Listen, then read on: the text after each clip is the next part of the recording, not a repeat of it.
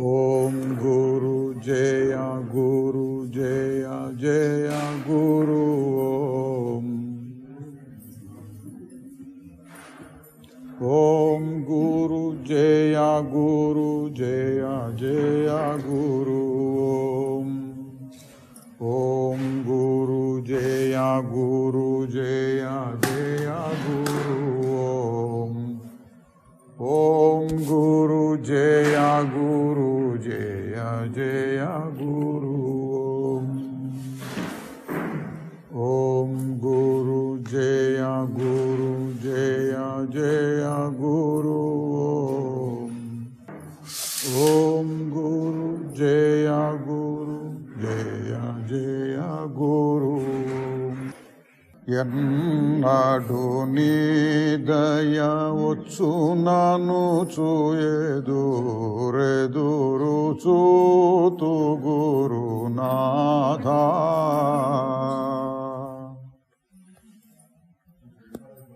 ఎన్నడు నీ దయ వచ్చునను చూయెదురెదురు చూతు గురునాథ. కన్నడ సేయక మల్లనతో నను కరుణ జూడు గురునాథ. ఎన్నడు నీ దయ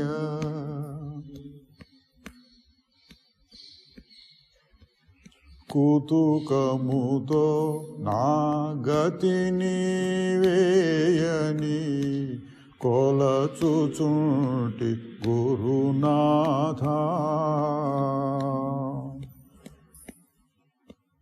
పతితుడనని నను విడుచుట నీకది పాడిగాదు గురునాథ. ఎన్నడు నీ దయ వచ్చునను ఎదురెదురు చూతూ.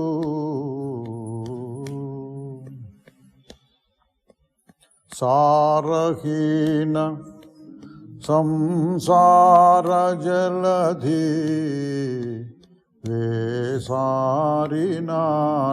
గురునాథ. సారరహితమగు జీవితమునకొక దారి చూపు గురునాథ. ఎన్నడు ఎన్నడు నీ దయ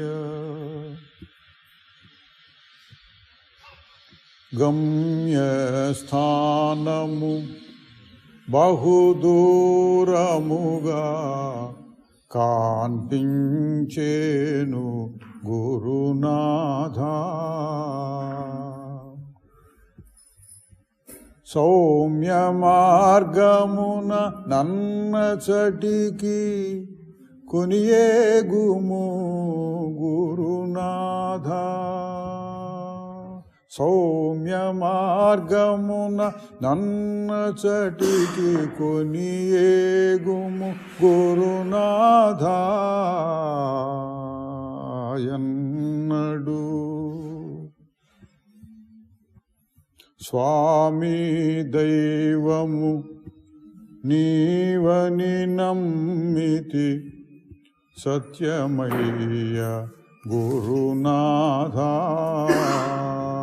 స్వామి దైవము నీవని నమ్మితి సత్యమయ్య గురునాథ.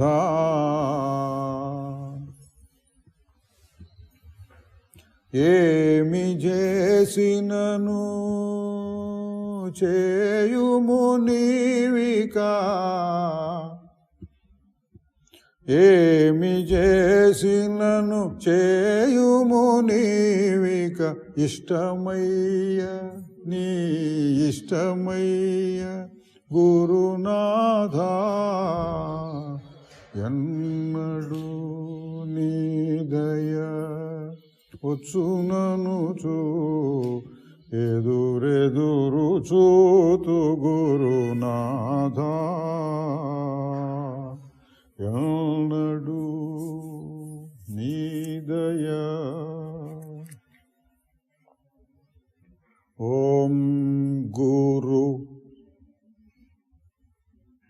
జయ గురు జయ జయ గురు.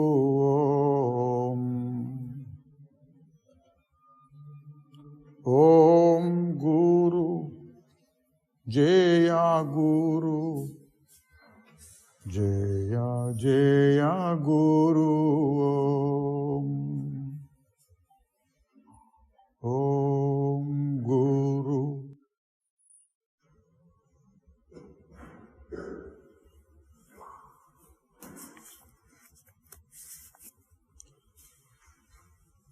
అష్టావక్ర గీత జనక మహారాజు గారు చెప్తున్నారు. అహో నిరంజన శాంతో బోధోహం ప్రకృతే పరః ఏతావంతమహంకాలం మోహేనైవ విడంబితః.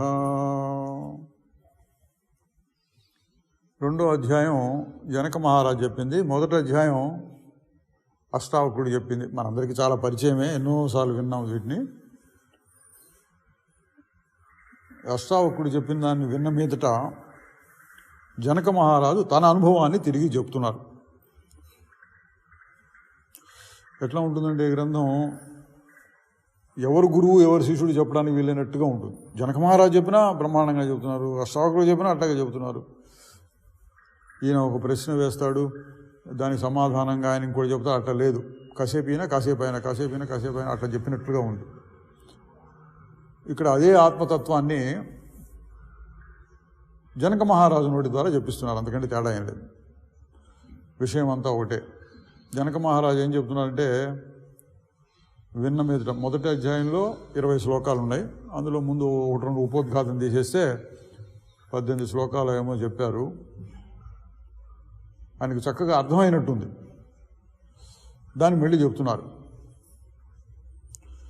ఎందుకు చెప్తున్నారు అంటే దీనికి ప్రకరణానికి ఆత్మానుభవ ఉల్లాస ప్రకరణము అని పేరు పెట్టారు. ఆత్మానుభవ ఉల్లాసం వచ్చింది దానికి.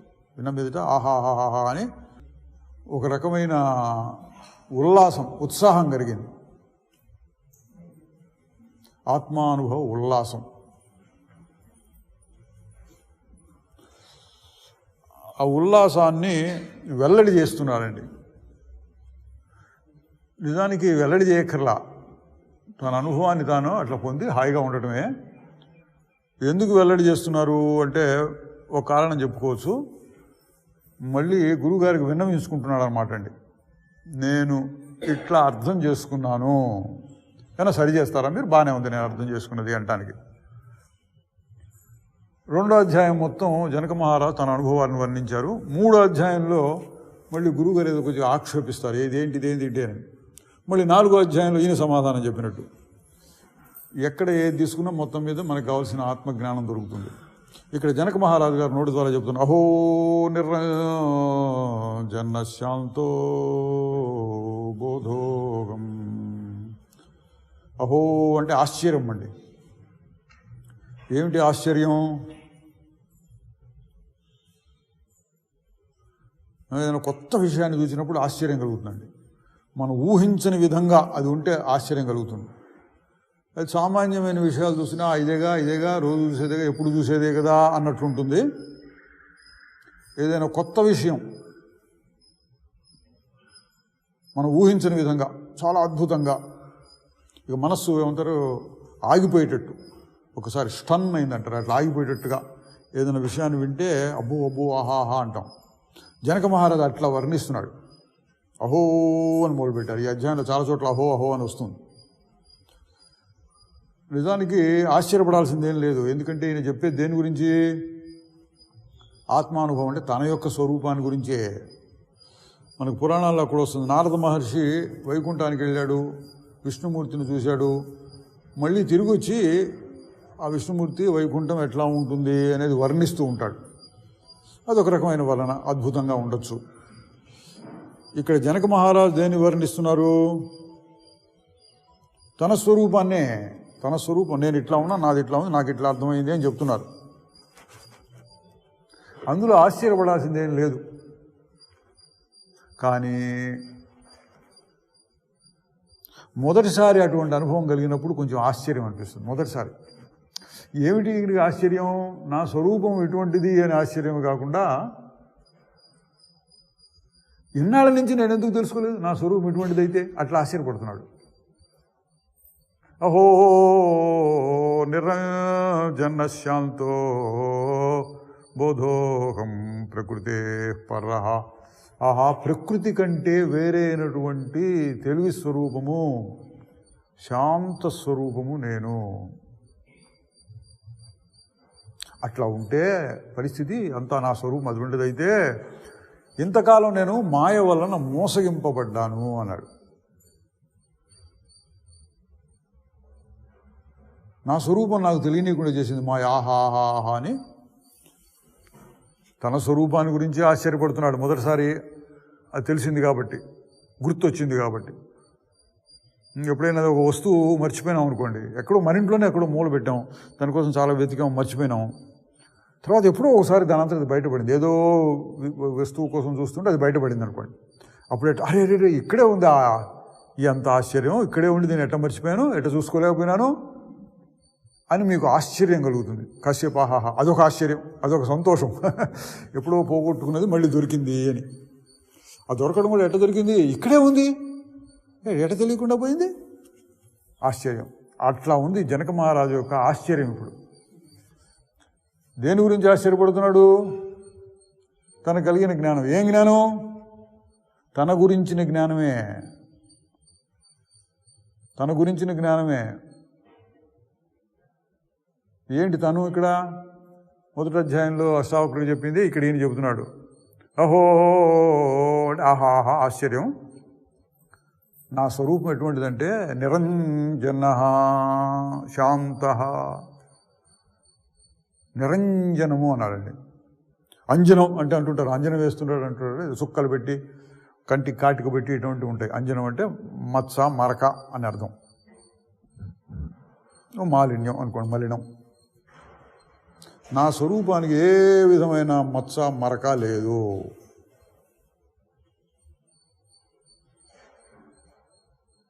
చూడండి, మనకి ఇతర శాస్త్రాలు అంటే ఈ జ్ఞానశాస్త్రం కాకుండా ఇతర శాస్త్రాలు చూస్తే మనకి మత్స మరకలు ఉన్నట్టు చెబుతారు. చాలా పాపాలు చేసి ఉంటాం మనం, పాప ప్రాయశ్చిత్తం కోసం ఈ పనులు చేయాలి.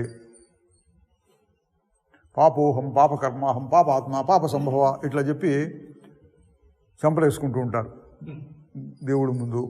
ఆ సందర్భంలో మంచిదే, తప్పు పట్టడం కాదు, మంచిదే. ఆ సందర్భంలో అట్లా నేర్పితే ఇక ముందు తప్పులు చేయకుండా ఉంటారని.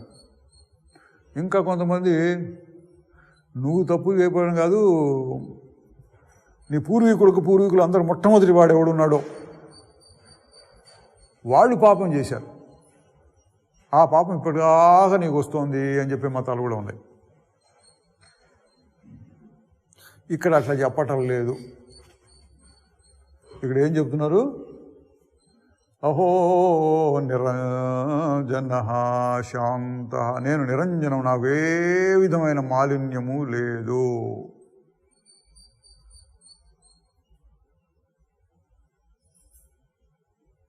లేదు పొద్దున్నుంచి అక్కడ తిరిగి వచ్చినట్టు జుడ్డు మొహం నువ్వును చెమట పట్టింది అంటే ఏమన్నారు మీరు?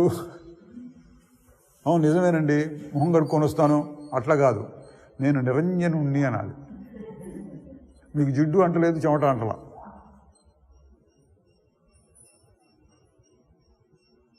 ఏ దృష్టితో చెప్పారండి ఇది? లోపలున్న స్వరూపం. లోపలున్న స్వరూపం అంటే ఏదో ఒక స్వరూపం ఉందని కాదు, లోపలున్నదే నేను, అసలైన నేను. అది అసలైన నేను అంటే ఏంటి?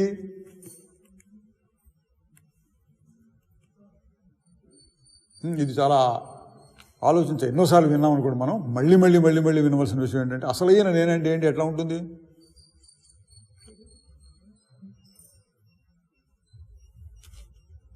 మనకి వెతకటానికి, అసలైన నేను గురించి పరిశోధన చేయడానికి యుక్తి ఏంటంటే అది మారకుండా ఉంటుంది.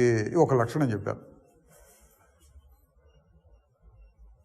మారకుండా ఉంటుంది. ఎందుకు మారకుండా ఉంటుంది? అది కూడా మన అనుభవంలో ఉన్నదేనండి. శాస్త్రంలో చెప్పింది నమ్మమని కాదు. ఇక్కడ జ్ఞానం అంటే తెలుసుకోవటం, నీకు నువ్వే తెలుసుకోవచ్చు.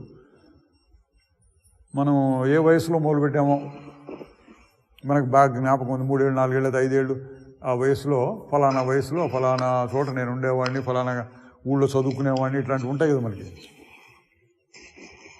జ్ఞాపకాలు. ఆ తర్వాత 10 ఏళ్ళప్పుడు ఇది, 10 ఏళ్ళప్పుడు అక్కడ, 15 ఏళ్ళప్పుడు ఇక్కడ, 20 ఏళ్ళప్పుడు ఇక్కడ, ఇట్లా ఏవో మార్పులు ఉంటాయి. ఎన్ని మార్పులు జరిగినా మీరు వాడే మాట ఏంటి? బయటికి చెప్పడం, లోపల అనుకోవటం. ఏంటి మాట? నేను నేను అన్న మాట పడతామండి. ఏ భాషలో అయినా సరే ఆ అర్థం వస్తుంది. నేను అన్నమాట తెలుగు అనుకోండి, ఆ అర్థం వచ్చేటట్టుగా లోపల ఒక భావం ఉంటుంది. ఏంటి? నేను నేను నేను నేను నేను నేను నేను నేను నేను అప్పుడు నేను, ఇప్పుడు నేను, ఇప్పుడు నేను, పొద్దున్న నేను, ఇప్పుడు నేను. నీలో మార్పులు ఉన్నాయా లేవా అన్నారు అనుకోండి. ఉన్నాయా లేవా? మార్పులు ఎందుకు లేవండి అంటుంటాం కదా. ఏంటి చిక్కిపోయినట్టున్నారే అని, లేదా బాగా బలిసినట్టున్నావే అనరు. బాగా అంటే బాగుంటుందని, కొంచెం ఒళ్ళు వచ్చినట్టుంది అట్లా అనరు. చిక్కిపోతే చిక్కిపోయినావే అంటుంటారు. మార్పు వచ్చింది, బాగా ఆకలిగా ఉంది, అప్పుడు ఒక రకంగా ఉంటుంది మనస్సు, శరీరం కూడా. కాస్త ఏదైనా తిన్న తర్వాత ఇంకో రకంగా ఉంటుంది. మార్పు వచ్చేసింది. ఏదో దుర్వార్త వచ్చింది, దుఃఖం, బాధ కలిగింది, మార్పు వచ్చింది. అంతకుముందు కొంచెం శాంతంగా ఉన్నాం, ఈ వార్త వినంగానే కొంచెం మనస్సులో ఆందోళన మొదలైంది, మార్పు వచ్చింది. కాసేపు అయినాక మళ్ళీ ఎట్టకు తగ్గింది, పరిస్థితులు చక్కబడ్డాయి, ఆందోళన పోయి మళ్ళీ ప్రశాంతమైంది, మార్పు వచ్చింది. కానీ మనం వాడే భాష ఏంటి? నేను నేను అంటాం. నేను ఆందోళన పడ్డాను, నేను ప్రశాంతంగా ఉన్నాను, చాలా మంచి పనులు చేద్దాం అనుకున్నాను కానీ చెయ్యలేకపోయాను, ఇటువంటివన్నీ అనుకుంటుంటాం అనుకోండి. ఇక్కడ 2 కనపడుతున్నాయండి ఆ మాటల్లో. మనం చెప్పే మాటలు అంటే ఊరికే పైపై మాటలు కాదు, లోపల మన అనుభవంలో కూడా మన భావన, మనం ఎట్లా భావిస్తుంటాం. నేను అన్న దాంట్లో మారుతుందా మారట్లేదా? మనం మాటల్లో పొద్దున నాకు దుఃఖం వచ్చింది, ఇప్పుడు కాస్త సర్దుకుంది అన్నాం అనుకోండి. మారినట్టే మారలేదా? నేను ఉంది, మారినట్టు. పొద్దున దుఃఖంగా ఉంది, ఇప్పుడు హాయిగా ఉంది. ఇందాక ఆకలిగా ఉంది, ఇప్పుడు బాగా ఉంది, కడుపు నిండుగా ఉంది. మార్పు వచ్చిందిగా. అట్లాగూ చెప్తాం మనం. ఇంకొక రకంగా చెప్తే అన్నిటికీ నేను అన్న మాటను వాడుతున్నాం. దుఃఖంగా ఉన్నప్పుడు నేను, సుఖంగా ఉన్నప్పుడు నేను, చిన్నప్పుడు నేను, మధ్య వయసులో నేను, ముసలితనంలో నేను, ఆ మాటను అన్నిటికీ వాడుతున్నాం. భాషలో ఏముందండి, ఊరికే పైపై మాట అంటే మాట కాదు, లోపల మన భావం కూడా, ఫీలింగ్ అంటారు. లోపల నీకు ఎట్లా అనిపిస్తోంది? నేననే అనిపిస్తోందా, లేక వేరే ఏమైనా అనిపిస్తుందా? 5 ఏళ్ల వయస్సులో ఉన్నటువంటి పరిస్థితులను కాస్తో కూస్తో గుర్తు తెచ్చుకుని దానికి కూడా నేను అన్న మాటను జోడిస్తున్నాగా మనం. అప్పుడున్న నేనైనా ఇప్పుడు, లేదా 5 ఏళ్ళకు ఒకసారి ఒక నేను మారిపోతాడా? పూర్వం నాటకాలు ఉండేవాడిని, రాత్రి 10ంటికి మొదలుపెట్టి తెల్లారుదాం 3-4 దాకా వేస్తుండేవాడు. అందులో 1వ కృష్ణుడు, 2వ కృష్ణుడు, 3వ కృష్ణుడు అనేవాడు. ఎందుకు చాలాసేపు వేయాలి కదా నాటకం, అందుకని ఒకడే ఆ పాత్ర దించకుండా మొదటి 2 సీన్లు ఏమంటారు, రంగములు, దాంట్లో 1వ కృష్ణుడు, 2వ కృష్ణుడు, 3వ కృష్ణుడు అట్లా ఇక్కడ 5 ఏళ్ల వరకు ఒక నేను, 5 నుంచి 10 ఏళ్ల వరకు ఒక నేను, 10 నుంచి 15 ఏళ్ల వరకు నేను, అట్లా ఉందా? మన భావమే. మనం ఏమని అనుకుంటున్నాం? నేను నేను నేను నేను అనే మాట అన్ని వయస్సులకి జోడిస్తున్నాం, అన్ని అవస్థలకి, అన్ని రకాల అనుభవాలకి, సుఖ దుఃఖం మొదలైనటువంటి అనుభవాలకి నేను నేను అనే మాటను జోడిస్తున్నారు. ఇప్పుడు రెండు మనమే చెప్తున్నాం.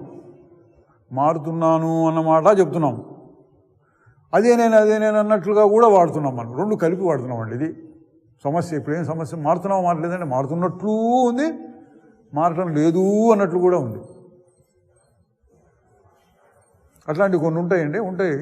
చాలా ఉదాహరణ పూర్వం చెప్పేవాళ్ళు ఇప్పుడు కూడా ఉన్నాయి. ఈ ఫ్యాన్ తిరుగుతోంది అనుకోండి, ఫ్యాన్ తిరుగుతుంటే మారినట్ట గిర్రం తిరుగుతోంది అనుకోండి, ఆపితే మళ్ళీ అదే ఉంది. ఆపకుండా తిరుగుతున్నప్పుడు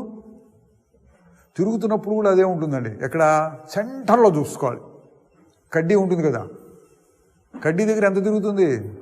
రెక్కలు పూర్తిగా తీసుకుంటేనేమో అని చెప్తాడు 32 అంగుళాలు తిరుగుతుంది, 24 అంగుళాలు ఫ్యాన్లు అని లెక్కలు పెడతాడు, ఎంత చుట్టుకొలు తిరుగుతుందో. ఆ కడ్డీ దగ్గర తీసుకుంటే సరిగ్గా మధ్యలో అట్లాగే ఉంటుంది, తిరగటం లేదు, మారకుండా ఉంటుంది అక్కడ. మన అనుభవాలు కూడా అట్లా ఉన్నాయన్నారండి. మారుతున్నట్లు ఉంది, మారకుండా ఉన్నట్లు ఉంది. మరి అయితే నువ్వెవరు? మీకేది ఇష్టం?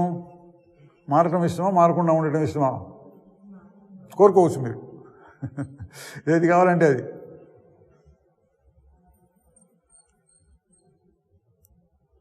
మారిపోతూ ఉంటే బాగుంటుందండి, కానీ ఎట్లా మారాలండి? ఇంకొక సుఖాలు అట్లా మారుతూ ఉంటే బాగుంటుంది అనుకుంటే అది కుదరదండి.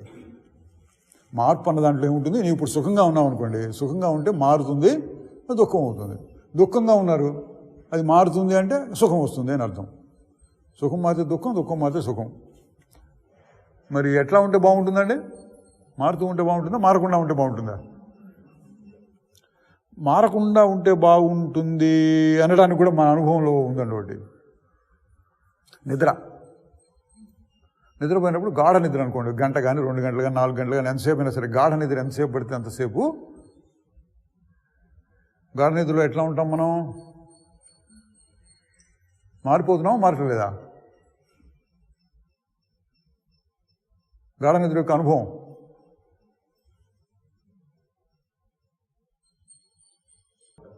అట్లా ఉంది.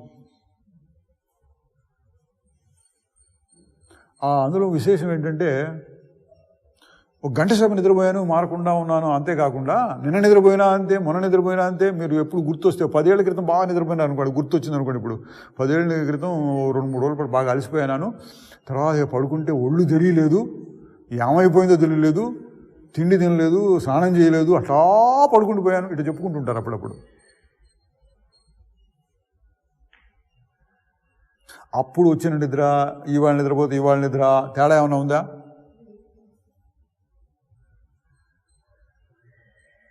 ఇదండి మారకుండా ఉండేటటువంటి అనుభవం మన దగ్గర ఉంది.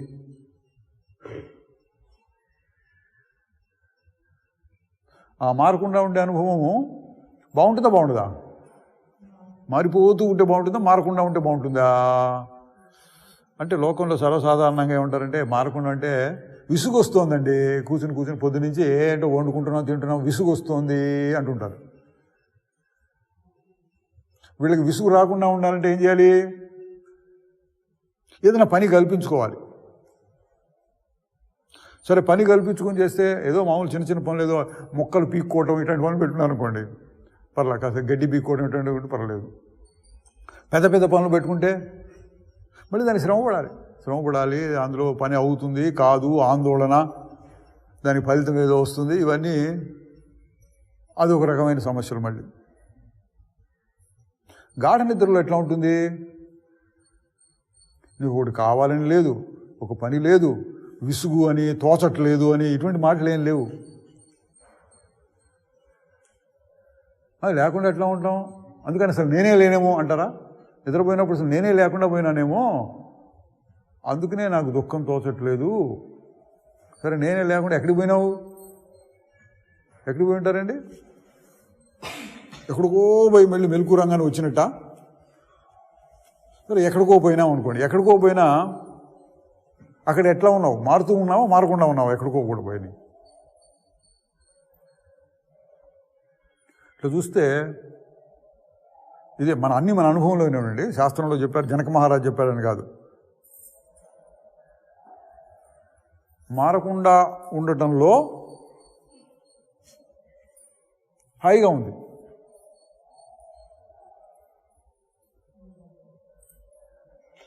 ప్రస్తుతం జీవి ఏమనుకుంటున్నాడంటే మారాలి, మార్పు రావాలి, ఇంకా మార్పు రావాలి, ఒక విప్లవం రావాలి. ఇట్లా మామూలు మార్పు కాదు, అప్పుడు మనందరం బాగుపడతాం అన్నట్టుగా ఆలోచిస్తూ ఉంటారు. అటువంటి విప్లవాలు ఏం రావండి. మన అనుభవాన్ని చూసి ఏంటంటే ఒక రూలు, సుఖం అనేది దుఃఖంగా మారుతుంది, దుఃఖం అనేది సుఖంగా మారుతుంది. ఇవి అనివార్యం, అంటే మార్పు చేయడానికి వీలు లేనటువంటిది. సుఖము దుఃఖం కాకుండా ఏదైనా ఉంటుందా?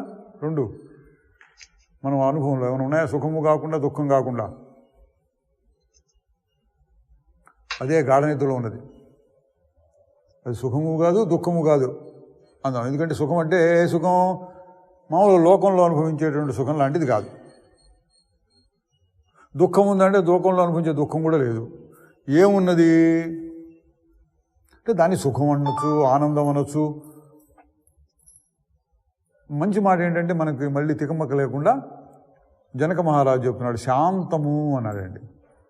శాంతము, సుఖము లేదు దుఃఖం లేదు. శాంతం అనే మాట మీకు విన్నారా? ఎప్పుడన్నా వినలేదా? ఊరికే వింటున్నారా? ఎప్పుడు అనుభవించారా శాంతాన్ని? శాంతాన్ని మీరు అనుభవించారంటే ముందు అశాంతికి గురి కావాలి. చాలా అశాంతి చాలా బాధలు కష్టాలు అవి ఇవి వచ్చి అమ్మయ్య ఇప్పుడు పోయిందిరా బాబు అనుకున్నప్పుడు మీకు ఆ శాంతం యొక్క విలువ తెలుస్తుంది. అప్పటిదాకా ఏమనుకుంటారు, ఏదో చేయాలి అది తిరుగుతుంటారు ప్రపంచంలో. ఎదురు దెబ్బలు తగిలినాక కాస్త మనశ్శాంతి దొరికితే చాలు, ఇంకేం అక్కర్లా నాకు అన్నట్లుగా ఉంటుంది. అక్కడ శాంతం అన్నమాటకి ఏమర్థం వస్తుంది? నాకు సుఖము వద్దు దుఃఖము వద్దు. నా సుఖము వద్దు దుఃఖం వద్దు ఏముంటుంది? నేను ఊరుకుంటే చాలు.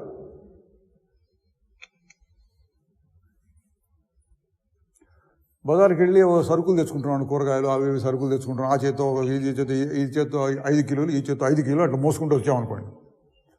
మోసుకుంటూ వచ్చినా ఇంటికి రాగానే ఏం చేస్తాం? కింద పెడతాం, ఇంకా మోసుకోం. అప్పుడు ఎట్లా ఉంటుంది? హాయ్, ఆ బరువు కింద దించేటప్పటికి అమ్మయ్యా అబ్బా కాస్త మంచినీళ్ళు తాగి ఫ్యాన్ వేసుకొని ఆ స్థితిని ఏమంటాం? ఏం సుఖం వచ్చిందంటే అక్కడ దేన్ని అనుభవించారా మీరు? ఇంద్రియాలతో దేన్ని అనుభవించారు? ఏం అనుభవించలా. మరి ఏం జరిగింది అక్కడ? ఆ మోస్తూ ఉండగా నీకు దుఃఖం కలిగింది. అయినా సరే మోసావు. ఎందుకు? దుఃఖాన్ని పక్కకు పెట్టేసి మోసావు, ఎందుకంటే దాని అవసరం ఉంది మనకి. తర్వాత సుఖం వస్తుంది కదా, కూరగాయలు సరుకులు ఉంటే అనేటువంటి దృష్టితోటి ఆ బాధను ఓర్చుకున్నాం. ఓర్చుకొని వచ్చి ఎంతసేపు ఓర్చుకున్నాం, కాసి ఇంటికి రా అట్లా కింద పెట్టాం. కింద పెట్టంగానే అమ్మయ్య అప్పుడు ఏం జరిగిందండి? మీకు వచ్చిన స్థితికి ఏం పేరు పెడతారు? శాంతం. ఎక్కడి నుంచి వచ్చింది? కొత్త విషయాన్ని అనుభవించలేదు. చూడండి, కొత్త విషయాన్ని అనుభవిస్తే వచ్చిన సుఖం కాదు అక్కడ. బాధ పోయిందంతే. బాధ పోయేటప్పటికీ ఏమొచ్చింది? బాధపడేటప్పుడు ఏమొచ్చిందండి? సుఖం అంటే సుఖం అనొచ్చు, కానీ ఎక్కడి నుంచి వచ్చింది ఆ సుఖం?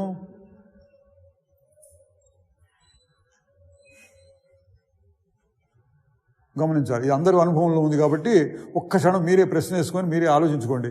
ఆ బరువు అట్ట కింద పెట్టాం, హాయిగా అనిపించింది. ఎక్కడి నుంచి వచ్చింది? మామూలుగా ప్రతిదానికి మనం కారణం వెతుకుతాం కదా. ఇప్పుడు ఇట్లా హాయిగా ఎందుకుంది అంటే సమశీతోష్ణంగా ఉందండి, మరీ వేడిగా లేదు, మరీ చల్లగా లేదు, హాయిగా ఉంది. ఇట్లాంటి కారణాలు ఏమో మనం చెప్పుకోవచ్చు. బరువు కింద పెట్టినప్పుడు ఏ విధంగా ఎక్కడి నుంచి వచ్చింది మీకు? ప్రత్యేకంగా ఏం రాలేదు. అంతకు ముందు ఉన్నటువంటి బాధ తగ్గింది. నా బాధ తగ్గితే హాయి ఎక్కడి నుంచి వచ్చింది? ఇదండి వేదాంతంలో చాలా ముఖ్యమైనటువంటి చిన్న విషయం. అది స్వల్పమైన విషయం, పెద్ద గొప్ప విషయమే కదా, అందరికీ తెలిసిందే. జనక మహారాజు కూడా అందుకనే అరే తెలిసిందేగా అని అన్నట్టుగా అహో అంటున్నాడు. తెలిసిందే మళ్ళీ తెలుసుకుంటున్నానని. కష్టం తీరేటప్పటికీ మీ స్వరూపం మీరు మిగిలారు, కొత్తగా దేన్ని అనుభవించక్కర్లా. అప్పటిదాకా ఉన్న కష్టం అటు పక్కన పెట్టేటప్పటికీ సహజమైనటువంటి సుఖం, అది సహజమైన సుఖం అండి, గాఢ నిద్రలో ఉన్నటువంటిది. అటువంటి అటు ఊరకుంటే చాలు.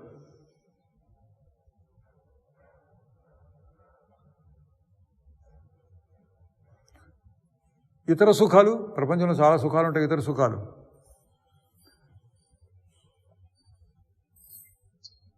ఇతర సుఖాలకి దీనికి పోల్చి చూడండి.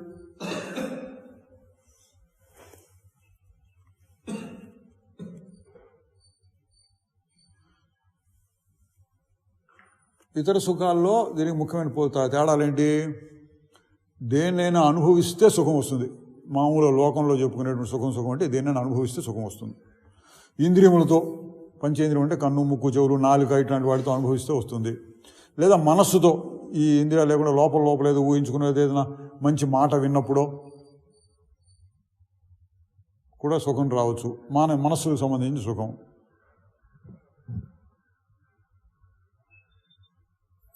మనం అట్లా అలవాటు పడ్డాం. ఏంటి అలవాటు పడ్డాం? సుఖం కావాలి అంటే ఏదో దాన్ని అనుభవించాలి. మరి ఏదో ఒకటి అనుభవించాలంటే ఊరికి ఎట్లా వస్తుంది? దానికోసం ముందు తయారు చేసుకోవాలి అటువంటి సుఖాన్ని, కష్టపడాలి. కాదని నాకు కష్టమేం లేదు, ఎవరో తెచ్చి పెడుతున్నారు అన్న హాయిగా అనుభవిస్తున్నాం మనం అన్నారనుకోండి, అందులో కూడా కష్టం ఉందన్నాడు. ఇది అన్నిటి తెచ్చిపెట్టారనుకోండి, అనుభవించడంలో కష్టం ఉంటుందా అంటే 2-3 తింటే బాగానే ఉంటుంది. ఇంకా అనుభవించంటే అందులో కష్టం ఉంటుంది, విసుగు వస్తుంది. ఇంకా మొండిగా తింటే వాంతి వస్తుంది. ఇది బయట ఉన్న సుఖాలు ఇవి. కష్టపడాలి, సంపాదించాలి, అనుభవించాలి. అది ఎక్కువ తక్కువ కాకూడదు. మరి ఎక్కువ అయితే ఓర్చుకోలేము, తక్కువ అయితే ఓర్చుకోలేము. అదొక రకం అనుకోండి. ఇప్పుడు చెప్పిన ఇంకొక రకం ఏంటి? అట్లా బరువు తెచ్చి కింద పెట్టారు, సుఖం వచ్చింది.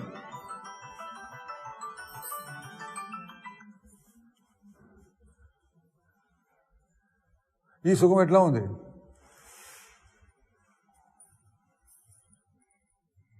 ఇది బయట వస్తువులతో సంబంధం లేదు, దేన్ని అనుభవించలేదు. మరి ఎక్కడి నుంచి వచ్చింది సుఖం?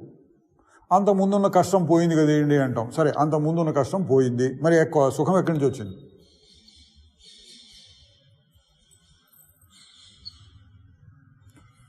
దానికి ఒకే ఒక సమాధానం ఉంటుందండి.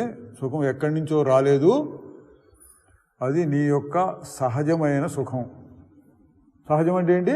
చెప్పడానికి ఎందుకు ఉంది, అంతే. సహజం ఉంది అంతే. తర్వాత ఇంకా అడగడానికి ఎందుకు సహజం అడగడానికి లేదు, ఎందుకు ఉంటుంది అంతే. ఏమి చేయకపోయినా నిద్దట్లో జరిగేది అదే.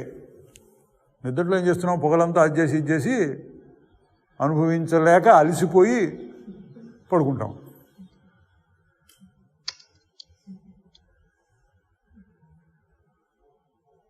సుఖం ఎక్కడి నుంచి వచ్చింది అంటే ఒకే ఒక సమాధానం,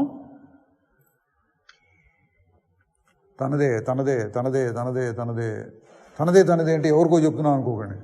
నాదే నాదే నాదే నాదే. ఎవరు? అందరికీ ఇదే, అందరికీ సరిపోతుంది అన్నమాట. నాదే, ఆ సుఖం నాదే.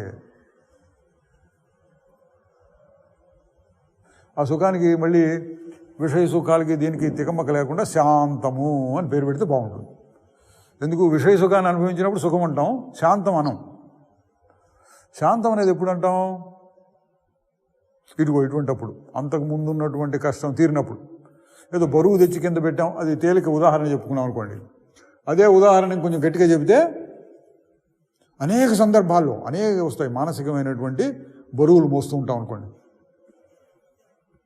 ఏదో అనుకుంటాం, అబ్బాయిదో అమ్మాయిదో పెళ్లి కావాలి పెళ్లి కావాలి పెళ్లి కావాలి అనుకుంటుంటాం అనుకోండి. పెళ్ళి అయిందనుకోండి, అప్పుడు అమ్మయ్యా 3 రోజులు 4 రోజులు కాస్త కష్టపడ్డాం, ఈరోజు బాగా నిద్రపోదాం అనుకుంటారు. అట్లా ఏదైనా సరే మనసులో ఒక ఆందోళన, దిగులు అటువంటివి పెట్టుకుంటే అవి తీరితే మన పుణ్యవశం చేత, పుణ్య పరిపాకం చేత మన దిగులు, ఆందోళన అటువంటివి కాస్త తగ్గితే అప్పుడేమొస్తుంది? సుఖం. ఎక్కడి నుంచి వస్తుంది? ఏదో కొత్తగా అనుభవించలా, ఉన్నది పోయిందంతే. ఉన్నది చేత్తో బరువు, ఉదాహరణ చెప్పినట్టుగానే మనస్సు మీద బరువు పెట్టినట్టు. ఆ మనస్సులో ఉన్నటువంటి ఆందోళన మొదలైనటువంటివి తగ్గంగానే సహజమైనటువంటి సుఖం బయటపడింది. దాన్నే శాంతము అనొచ్చు. ఇంకో రకంగా చెప్తే ఇక్కడ జనక మహారాజు చెప్పాడు, అహో నిరంజన శాంతో, నాకు శాంతం వచ్చింది అనటం లేదండి. చూడండి, అహో నిరంజన శాంత అంటే అర్థం నేనే శాంతము అంటున్నాడండి. శాంతాన్ని నేను పొందాను అంటలా, నేనే శాంతం అంటున్నాడు. తన స్వరూపాన్ని గురించి ఎట చెప్పుకోవాలి? మీ పేరేంటండి అంటే ఏం చెప్పుకోవాలి?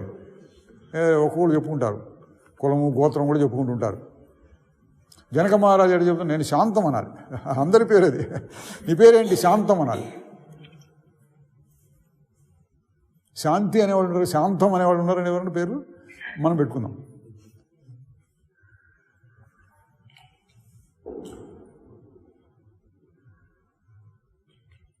జనక మహారాజు చెప్తున్నాడండి, ఆయన కనుక్కున్నాడు అన్నమాట ఈ విషయాన్ని. అప్పటిదాకా ఎక్కడెక్కడో అవి ఇవి ఇవి చేసి ఉంటాడు. ఇప్పుడు ఏం కనుక్కున్నాడు? ఆహాహాహా, నేనే శాంతం. శాంతం యొక్క విలువ తెలియాలంటే ఏం చేయాలి? మనం శాంతాన్ని పోగొట్టుకోవాలి. ఏమైనా పని చేయండి, శాంతాన్ని పోగొట్టుకునేటువంటి పనులు ఏమైనా కొన్ని చేసుకుని ఏం పని చేద్దామంటే ఇక్కడ పెద్ద గొయ్యి దవ్వండి అన్నాం అనుకోండి. సాయంత్రం లోపల ఇంత పెద్ద గొయ్యి దవ్వాలి అని పెట్టుకున్నాం అనుకోండి. చేసి కాళ్ళు నొప్పులు, చేతుల నొప్పులు, ఒళ్ళు ఒణుగు, వీపు నొప్పి అన్నీ వచ్చినాక అది చాలే అన్నారు అనుకోండి, అమ్మయ్యా అప్పుడు శాంతం. అట్లా ముందు శాంతాన్ని చెడగొట్టుకుని తర్వాత మళ్ళీ శాంతాన్ని పొందొచ్చు. జనక మహారాజు ఈ రహస్యాన్ని తెలుసుకున్నాడండి. ఏం రహస్యం? తన స్వరూపాన్ని తాను ఇంతవరకు తెలుసుకోలేకపోవటం. ఇది జనక మహారాజుకు వచ్చినటువంటి ఇబ్బంది. అందుకని అంటున్నాడు, ఇంతకాలం దాకా నేను మోసపోయానేంటి అంటున్నాడు. ఏం మోసపోయినావు? నేను నిరంజనము శాంతం అయితే ఏంటేంటో అనుకున్నానేంటి? అనుకుంటారా అనుకోరా మీరు కూడా? ఎప్పుడన్నా మంచి ఉదాహరణ కావాలంటే కళలో వచ్చింది, బాగా తిని పడుకున్నారనుకోండి, ఆకలిగా ఉన్నట్టు కళ వస్తే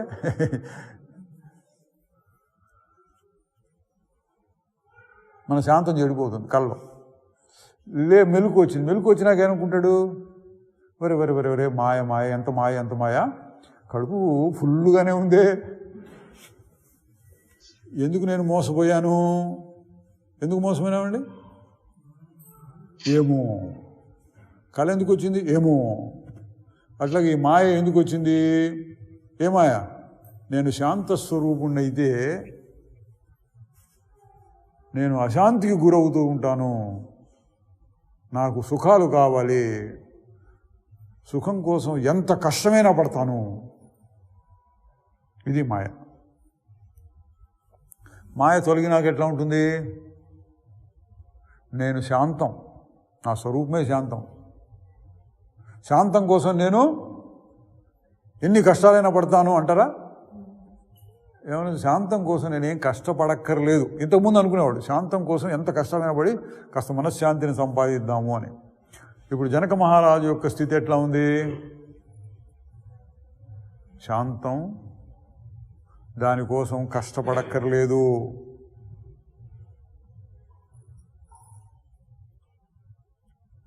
కష్టపడాలా? నిద్రపోతే చాలుగా. ఏం కష్టపడాలి? నిద్ర పట్టక బాధపడే వాళ్ళకి తెలుస్తుంది ఆ కష్టం ఏంటో. పడుకుంటారు కానీ నిద్ర పట్టదు, అటు ఇటు మసులుతూ ఉంటారు, కింద పట్టలు లేవటం, మళ్ళీ పడుకోవడం, ఏదో బాత్రూమ్కి వెళ్ళడం, మంచినీళ్ళు తాగుతుంటాం, ఏవేవో చేస్తుంటారు నిద్ర పట్టక. సరే పట్టింది అనుకోండి, నిద్ర పడితే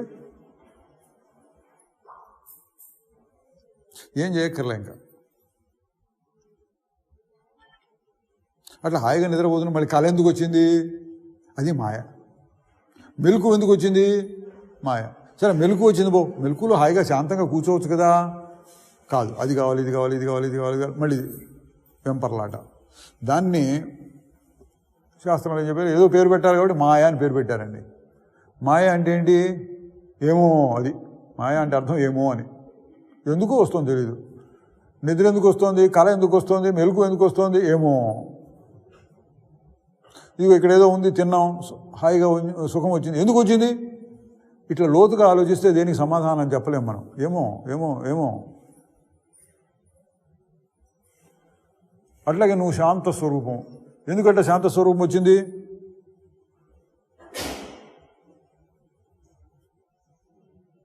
ఏమో. శాంత స్వరూపం ఎందుకు ఉందండి? ఏమో, అది సహజం. సహజం ఎందుకంటే మళ్ళీ అంతకంటే లోతుకి వెళ్ళటానికి వెళ్ళలేదు. సహజం అంతే. సహజమైనటువంటి శాంతం ఎందుకు చెడిపోయింది? పైపైన కారణాలు చెప్పొచ్చు అండి. పైపైన కారణం చెప్పారు, శాస్త్రంలో చెప్పారు. కోరిక అన్నారు. ఒక మాటలో చెప్పండి అంటే కోరిక. దేని మీద కోరిక కలిగితే, తీవ్రమైనటువంటి కోరిక కలిగితే నీ మనసులో అలజడి మొదలవుతుంది, కావాలనిపిస్తుంది, దానికోసం ప్రయత్నం ఉంటుంది. అది సఫలం అయినప్పుడు కాసేపు సుఖం వస్తుంది, కాసేపు అయినాక మళ్ళీ విసుగు వస్తుంది, కాసేపు అయినా ఆ విషయమే లేకుండా పోతుంది, మళ్ళీ దుఃఖం వస్తుంది, మళ్ళీ ప్రయత్నం చేయాలనిపిస్తుంది. ఈ విధంగా కోరికలు అనేటువంటి మనిషిని తిప్పుతూ ఉంటాయి అన్నారు. కోరిక వల్ల మళ్ళీ జన్మలు కూడా వస్తాయంటారు. ఈ కోరికలు ఇక్కడ తీరకపోతే మళ్ళీ జన్మ అన్నాడు. ఒక మాటలో చెప్తే కోరిక అన్నాడు. 2 మాటల్లో చెప్పండి అంటే రాగద్వేషములు అన్నారు. ఒకటి మంచి, ఒకటి మంచిది కాదు, చెడు కావాలి వద్దు. 2 మాటలండి. 2 మాటలు చెప్తే. ఇంకా ఎక్కువ మాటలు చెప్పాలంటే చెప్పారు రకరకాల అరిషడ్ వర్గాలు అన్నారు. కామ, క్రోధ, లోభ, మోహ, మద, మాత్సర్యం ఇట్లాంటి మాటలు వాడతారు. అంటే దుర్వృత్తులు.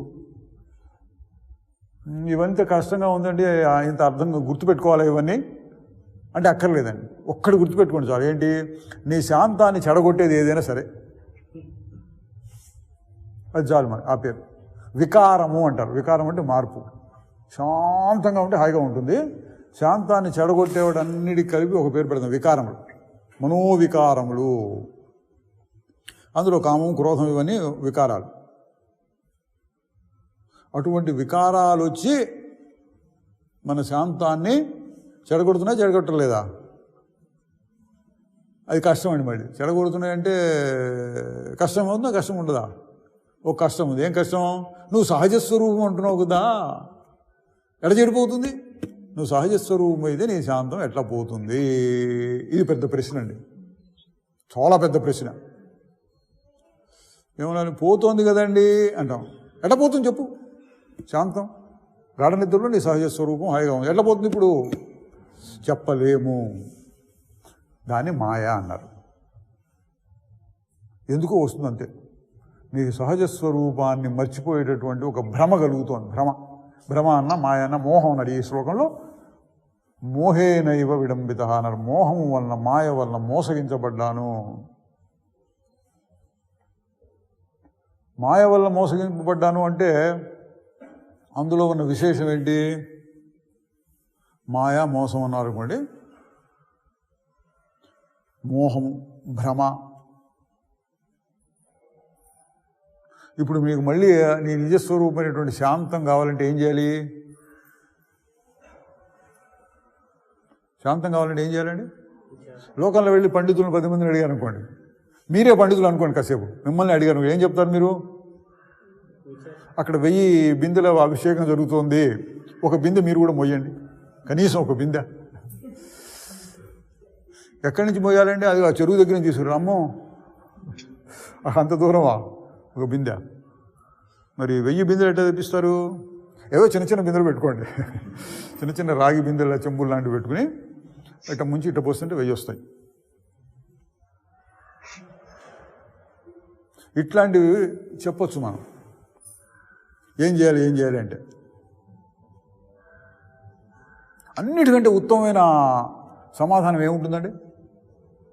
నాకు శాంతంగా ఉండాలి అన్నాను అనుకోండి, హాయిగా ఉండాలి. ఎప్పుడు ఇది చేసి అది చేస్తే శాంతం వస్తుంది అనుకుంటే నీ స్వరూపం ఇది చేస్తే అది చేస్తే ఇది చేస్తే ఇంకా నాకు బాగా సుఖం వస్తుంది అనుకున్నాను అనుకోండి, అందులో ఏమవుతుంది? చేయటంలోనే కష్టం ఉంది. ఇది చేసి అది చేసి చేయటంలోనే కష్టం. ఇంకొక రూల్ ఏంటంటే చేస్తే వచ్చింది, చేయకపోతే పోతుంది. కొన్నాళ్ళు పోతుంది. ఏదైనా సంపాదించింది పోతుంది, కొన్నాళ్ళు ఉండొచ్చు, పోతుంది. హిమాలయ పర్వతం కూడా కొన్నాళ్ళు పోతుంది. అసలు భూమి మొత్తం పోతుంది ఎప్పుడు. ఏదైనా సరే వచ్చింది అంటే పోతుంది. మరి నేను ఎంత కష్టమైనా పడతానండి అంటే దేనికి? శాంతం కోసం ఎంత కష్టమైనా పడతాను. ఏం చేయాలి చెప్పండి అంటే ఏం చెప్పాలండి?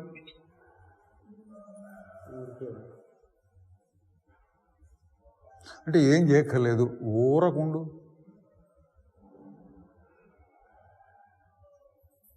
ఊరకుండటం అంటే ఏంటి? ఇది కాళ్ళు చేతులు కదిలించకుండా కూర్చోవడం కాదు, మనస్సు.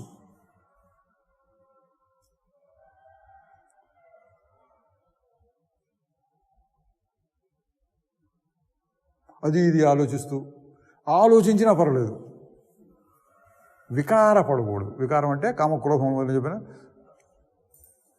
అటు కళ్ళు తెలంగాణ ఏదో కనపడింది, చెట్టు, పర్వాలేదు, అంతవరకు పర్వాలేదు, వికారం కాదు, అది ఊరికి కనపడింది. అది ఏం చెట్టు? కొంచెం మొదలైంది చలనం. కుంకుడుకాయల చెట్టు అని అనుకోండి, కొన్ని కోసుకెళ్దామా అనిపించింది. అది వికారం పెరుగుతుందన్నమాట అండి, కామం కింద మారింది.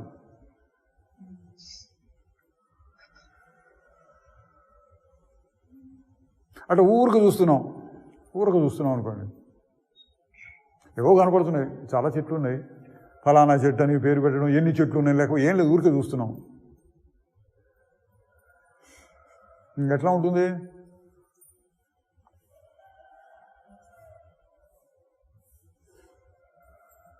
హాయిగానే ఉంటుంది. ఇక్కడ ఊరకు చూడటం అంటే ఏముండాలి? కళ్ళతో దీన్ని చూడటం కాదు, మనస్సులో ఇతర ఆలోచనలు లేకుండా ఉండాలి. చూడటం నేను దాన్ని ఎవరు ఏం చూస్తున్నా, ఏంటి చెట్టు ఏంటి అంతసేపు చూస్తున్నా? చెట్టు కాదండి, మా ఇంటి సంగతి మాట్లాడుతున్నాను. అక్కడ ఏదో గొడవలు వచ్చినాయి, పొద్దున్న ఫోన్ వచ్చింది, అప్పటి నుంచి కొంచెం ఇది మారుస్తుంది, దాని గురించి నేను ఆలోచిస్తున్నాను అన్నారు అనుకోండి. చూసేది చెట్టునే, కన్ను లోపల మటుకు ఏదో తిరుగుతోంది. అప్పుడు మీకు హాయి ఉండదు. కన్ను ఊరకు చూస్తోంది, మనసు ఆ కన్నును ఊరకు చూస్తోంది, అంతే, అక్కడితో ఆగిపోయింది.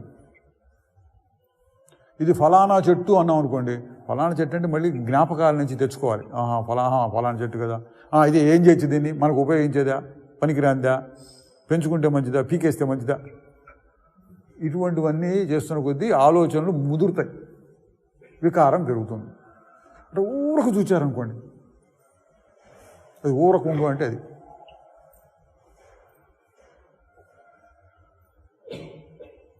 ఒక మాటలో చెబితే కోరిక లేకుండా ఉండు, రెండు మాటలు చెబితే రాగద్వేషములు లేకుండా, మంచి చెడు అనకుండా, ఇక్కడ ఊరకు చూశారు. ఏముంటుంది అప్పుడు? ఎప్పుడైనా చూసారు ఊరకు? ఎప్పుడైనా చూసారా మీరు ఊరకు చూసే సందర్భాలు? ఉంటాయండి, మీరు గమనించే ఉంటారు, చాలామంది గమనించే ఉంటారు. గమనించని వాళ్ళు అదొక ప్రయత్నం చేయండి. ఊరకు చూడటం ఎట్లా ఉంటుంది? మంచి చెడు అనకూడదు, ఊరకు చూడాలంతే. ఒక మనిషిని చూసినా, ఒక వస్తువును చూసినా, ఒక చెట్టును చూసినా, రాయి రప్పని చూసినా, ఫ్యాన్ను చూసినా, ఆకులను చూసినా, అక్కడ ఊరకు చూడు, మంచి చెడు అనకుండా చూడు.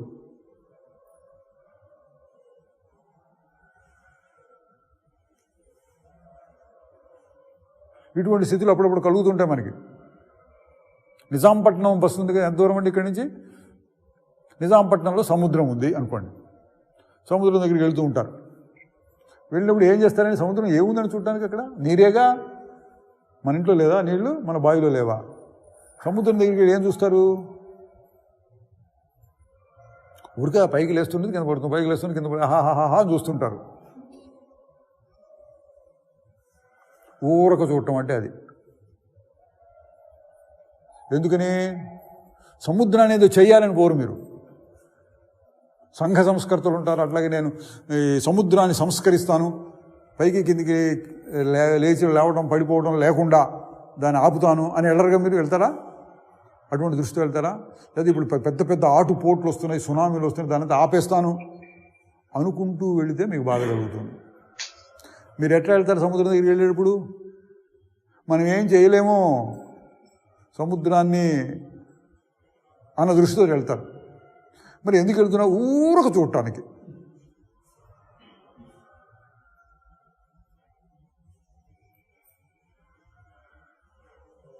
నువ్వు చూస్తుంటే ఏం జరుగుతుంది? మనస్సు అది లేచినప్పుడు మనస్సు కూడా అట్లా లేచినట్టు, పడిపోయినప్పుడు మళ్ళీ కింద పడ్డట్టు, పైకి లేచినట్టు మనస్సు కూడా ఊరికట్టు ఊగుతూ ఉంటుంది, కోరిక లేకుండా. సముద్రాన్ని ఏదో చేద్దామనే కోరిక లేదు. పోనీ సముద్రంలో కూడా ఆత్మహత్య చేసుకుందామా? ఆ కోరిక వచ్చింది అనుకోండి, అది కూడా ఉండకూడదు. ఊరకు చూడాలంతే. ఎట్లా ఉంటుంది అప్పుడు? ఊరకు చూస్తూ ఉంటే. ఇది జనక మహారాజు చెప్పిన శాంత అహో నిరంజన శాంత, నేనే నిరంజనం, నేనే శాంతం. ఎంత తేలిగ్గా ఉంది! నేను అనుకోలేదు ఎంత తేలికని.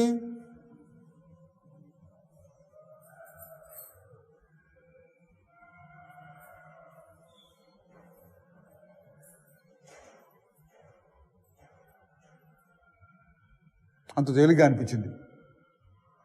ఎప్పుడు? అర్థమైనప్పుడు. అర్థం చేసుకోవడానికి ఏం చేసే? ఏం లేదు, ఒక ప్రశ్న వేసుకో. ఒక గురువుగారు చెప్పారు, ఈయన కూడా ఆలోచించి ఉంటాడు, నిజమే కదా, నిజమే కదా, నిజమే కదా, నిజమే అట్లా నిర్ధారించుకున్నాడు. గాఢ నిద్రలో ఉన్నాను, శాంతం. మెలకువలో కూడా ఎన్నో అవస్థల్లో అటు ఊరకుండేటప్పుడు బాగానే ఉంటుంది, శాంతం. ఇప్పుడు ఎందుకు లేదు? ఇప్పుడు కూడా ఉంటుంది, ఉండాలి. ఇట్లా ఆలోచించుకోవాలండి. రోజు మొత్తం మీద మీరు ఏ స్థితిలో ఉంటారు గమనించారు ఎప్పుడన్నా? ఎక్కువ రోజు మొత్తం మీద సుఖపడే స్థితులు, అంటే విషయ సుఖాలు, అవి బయట సుఖాలు. సుఖపడే స్థితి ఎంతకాలం సమయం ఉంటుంది? దుఃఖం, బాధ ఉండేటువంటి సమయం ఎంత ఉంటుంది? 24 గంటలు అనుకోండి. 12 గంటలు బాధపడుతూ 12 గంటలు సుఖపడుతూ ఉంటారా? ఏం చేస్తుంటారు రోజు మొత్తం మీద ఎక్కువ సమయం?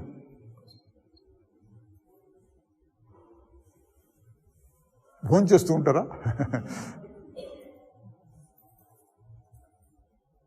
ఎక్కువ సమయం ఊరుకుంటారండి.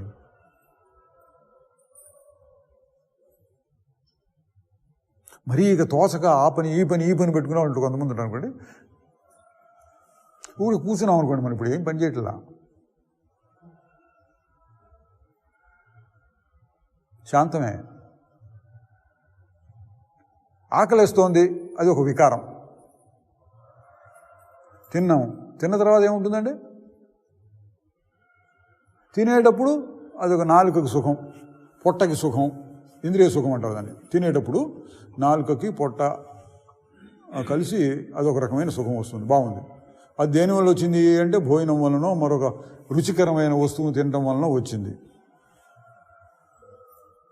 భోజనం చేయడం అయిపోయిన తర్వాత ఏం చేస్తారా? భోజనం అయిపోయిన తర్వాత తాంబూలం వేసుకుంటే మంచిదేమో అనిపించింది అనుకోండి. కనీసం ఒక్కప్పుడన్నా వేసుకుంటే బాగుంటుంది కదా అనిపించింది. అప్పుడు కొంచెం మళ్ళీ వికారం వచ్చినట్టు. ఏముంది ఒక్కప్పుడేగా అనుకుంటూ వెళ్తే దొరకల డబ్బా. ఒక్కప్పుడు డబ్బా ఎక్కడ పెట్టి మర్చిపోయినారు. ఎక్కడ మర్చిపోయారు? ఎక్కడ పెట్టానో మర్చిపోయినారు.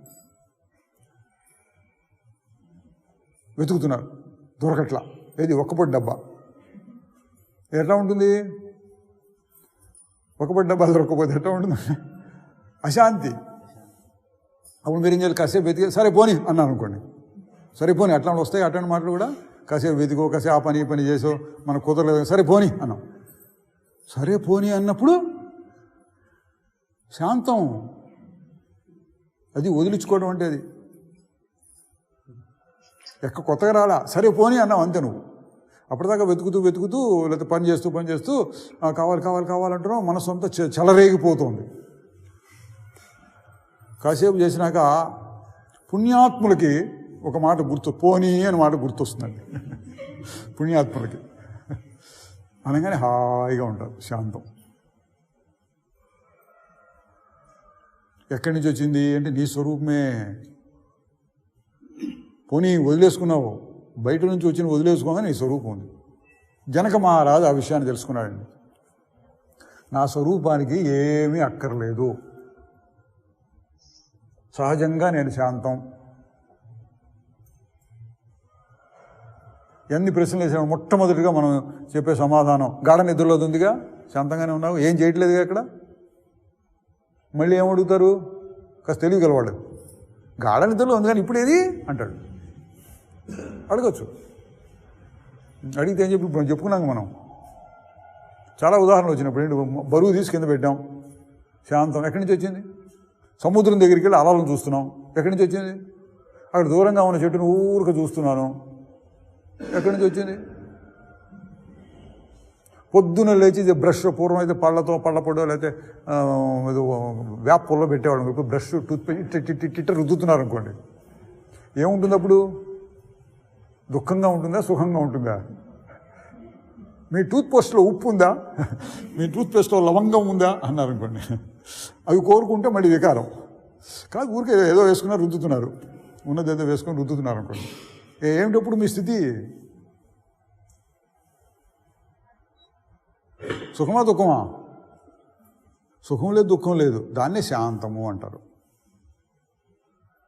తినేటప్పుడు సుఖం, ఇంద్రియ సుఖం. తినడం అయిపోయిన తర్వాత ఒక్కప్పుడు కూడా వేసుకున్నారు అనుకోండి, తిన్నారు ఒక్కప్పుడు కూడా వేసుకున్నారు, చప్పరిస్తూ కుర్చీలోనో సోఫాలోనో మాంసం మీదో పడుకున్నారు, నిద్ర పట్ల ఊరిక పడుకున్నారు. ఏంటి ఆ స్థితి? దేన్ని అనుభవిస్తున్నారు ఇప్పుడు మీరు? ఏమనుభవించారు? అంతకుముందు ఆకలి అనేటువంటిది ఒక బాధ, వికారం కలిగింది. అది తీరేటప్పటికీ ఏముంది? ఆ పని చేసేటప్పుడు, తినేటప్పుడేమో ఇంద్రియాలకు సంబంధించిన సుఖం, తినటం అయిపోయిన తర్వాత తన సహజ స్థితి, శాంతంగా ఉంటారు. ఎవరు? పుణ్యాత్ములు. పాపాత్ములకి ఎట్లా ఉంటుంది? తినడం అయిపోగానే ఆ పనికి వెళ్ళాలి, గబగబ నోట్లో కుక్కొని పని మీద వెళ్ళాలి, చాలా అర్జెంటు పనులు ఉన్నాయి నాకు. వాళ్ళందరూ పాపాత్ములు అనాలండి. పెద్దవాళ్ళు ఉంటారు, మేము పెద్ద పదవులు ఉన్నారనుకోండి, ఎప్పుడు 24 గంటలు పనిలోనే ఉంటాం అనుకున్నారు అనుకోండి. సరే, వాళ్ళ సంగతి మనం అంటే బాగుండదు, అది లేని వాళ్ళ సంగతి చెప్తున్నారు. లేని వాళ్ళు ఎవరు? పుణ్యాత్ములు. కాసింత భోజనం చేస్తారు, అక్కడ కూర్చుంటారు, మళ్ళీ ఆకలేసేవాక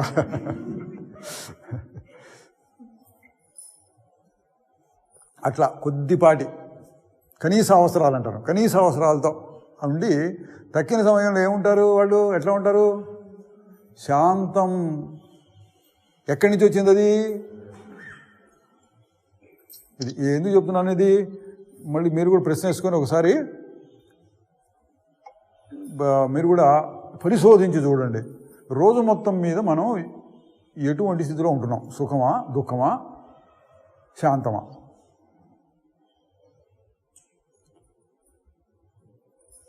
రోజు మొత్తం మీద ఇప్పుడు చెప్పిన టూత్పేస్ట్ చేసుకొని రుద్దుతున్నారు, సుఖమా, దుఃఖమా, శాంతమా?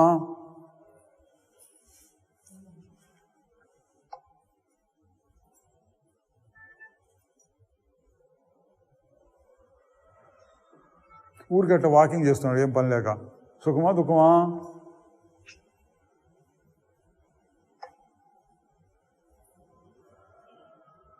ఇట్లా స్నానం చేస్తున్నారు అనుకోండి, సుఖమా, దుఃఖమా? సబ్బు మంచి వాసనతో ఉందండి అంటే సుఖం. సబ్బు వాసన పట్టించుకోకుండా ఊరికి కాసేపు నీళ్లు పోసుకొని వస్తున్నారు అనుకోండి, సుఖమా, దుఃఖమా? ఏదో అలవాటు చొప్పున చేస్తున్నాం. ఇట్లాంటి పనులు చేసినా చేయకపోయినా అలవాటు పడ్డ పనులు, ఆ పనులు లేనప్పుడు స్థితి చూసుకుంటే రోజు మొత్తం మీద మనం ఎక్కువ సమయం శాంతంగానే ఉంటాం. ఇది జనక మహారాజు చెప్పింది. నేను శాంతం అంటే అది అర్థం అండి. మరి దీన్ని ఏం చేసి తెచ్చుకోవాలి? మనం ఏం చేసి తెచ్చుకోవాలి? ఒక నిధి ఉంది ఇక్కడ అంటే తవ్వి తీసుకొని అట్లా ఏం చేయాలి? ఇక్కడ తెలుసుకోవటమే అన్నాడండి. అది జ్ఞానం అంటే. ఇది జ్ఞానం అంటే ఆత్మజ్ఞానం, బ్రహ్మజ్ఞానం, జ్ఞాన మార్గం, జ్ఞానయోగం ఇట్లాంటి పేర్లు చెప్తుంటారు. తెలుసుకోవటం, ఊరికే తెలుసుకోవడమే. చూడండి, వ్యవహారిక సుఖానికి ఆధ్యాత్మిక సుఖానికి, వ్యవహారంలో సుఖం రావాలంటే ఏదో చేయాలి, కష్టపడాలి, పని చేయాలి, సంపాదించుకోవాలి, అనుభవించాలి. ఆత్మ యొక్క సుఖం పొందాలంటే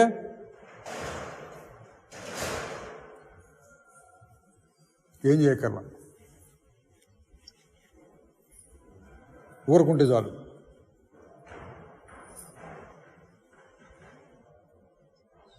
ఇక్కడ ఏం కావాలంటే జ్ఞానం కావాలి. ఈ జ్ఞానం, ఏ జ్ఞానం? ఏమీ చేయకపోయినా నేను హాయిగానే ఉంటాను, శాంతంగా ఉంటాను అనేటటువంటి జ్ఞానం కలిగితే తర్వాత ఏం చేయాలండి? తర్వాత ఏం చేయాలి? ఏం చేయాలని ప్రశ్న వేసుకోవాలా? నేను శాంతంగానే ఉన్నాను, అయితే ఇప్పుడు ఏం చేయాలి నేను అంటే శాంతం పోతుంది. శాంతంగా ఉండటమే. మళ్ళీ ఏదో ప్రారంభమో లేదా ఈశ్వరుడు ఎవడో వాడు వీడు ఉంటాడు కదా, ఎవడన్నా వచ్చి మనని భంగపరిచే వరకు మనం శాంతంగా ఉండొచ్చు.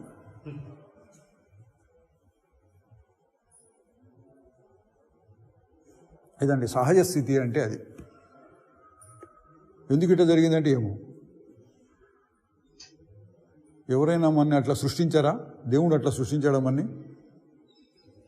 ఇది సహజమైన శాంతంతో ఏమో ఆయనకే తెలియదు, మనకి తెలియదు, ఆయనకి ఎవరికి తెలియదు. మనం సహజంగా ఎందుకు శాంతమో మనకి తెలియదు. మరి సహజమైన శాంతి కోల్పోతూ ఉంటాము, అది సరిగ్గా తెలియదు. ఎందుకు పోతున్నాం, ఎందుకు అంత సుఖం ఇది కూడా ఎందుకు కోల్పోవాలి?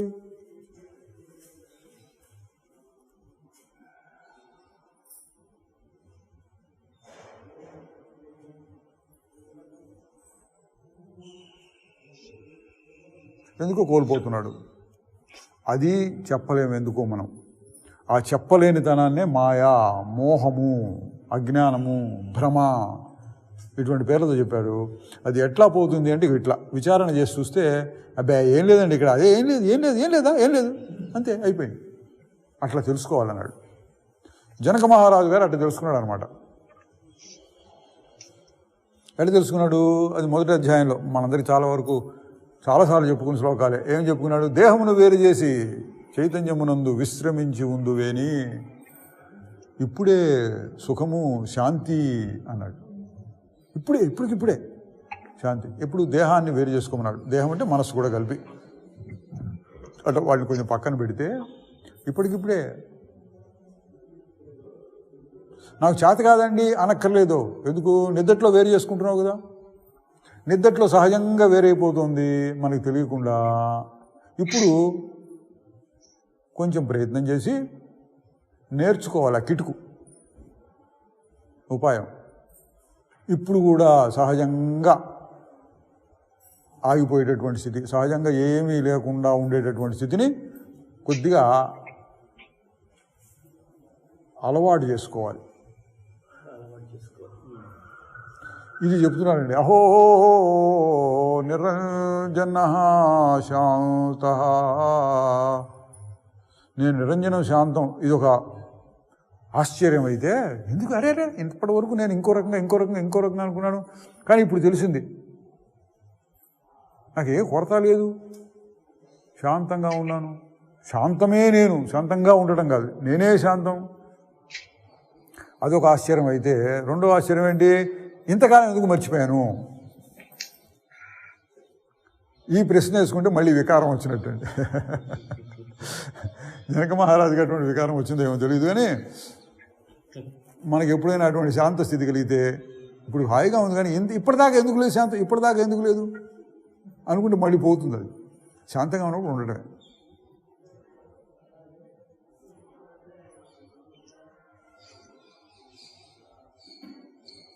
కానీ జనక మహారాజు ఆ ప్రశ్న అడుగుతున్నా, ఆహా ఏతావంతమహం కాలం, ఇంతకాలం చెప్పండి. ఇంతకాలం అంటే ఎన్ని జన్మల నుంచో. నా జన్మలు నాకు నమ్మకం లేదండి, నాకు కనపడ్డాయా నానా? అంటే సరే ఈ జన్మలో పుట్టినప్పటి నుంచి అనుకోండి. ఏతావంతమహంకాలం మోహేనైవ విడంబిత, మోహం వల్ల మోసగింపబడ్డాను. మోహం అంటే ఇది భ్రమ, మాయ, తెలుసుకోలేకపోవడం. అసలు విషయాన్ని తెలుసుకోలేకపోగా కొత్త కొత్త విషయాల్ని పొరపాటుగా తెలుసుకోవడం. అసలు విషయాన్ని తెలుసుకోలేకపోవడం, పొరపాటుగా తెలుసుకోవడం. ఒక మనిషి కనబడ్డాడు అనుకోండి, ఎవరో తెలియదు మనకి, అది తెలుసుకోలేకపోవడం. ఊహలో వీడు మనిషిలాగా లేడే, దయ్యంలాగా ఉన్నాడే, ఈ మధ్యన ఆవిడెవరో పోయింది ఇక్కడ, ఆవిడ వచ్చిందా ఏంటి, ఇది ఊహ. అసలు విషయం అంటే తెలియలే, ఎవరో తెలియలేదు. తెలియకపోగా నువ్వు కొత్తగా ఊహించుకుంటున్నావు. కాళ్ళు ఉన్నాయా, కాళ్ళు వెనక్కి తిరిగినట్టునే.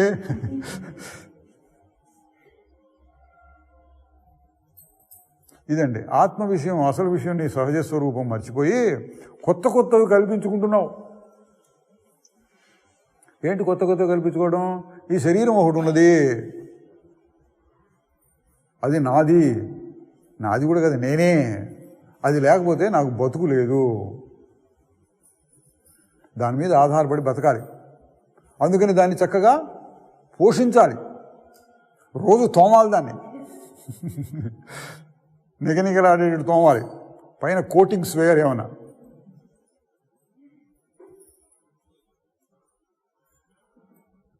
ఇంకా ఇంద్రియాలు ఉన్నాయి, అట్లాగే మనస్సు ఉంది. వాటన్నిటిని మనం పోషిస్తూ ఉండాలి.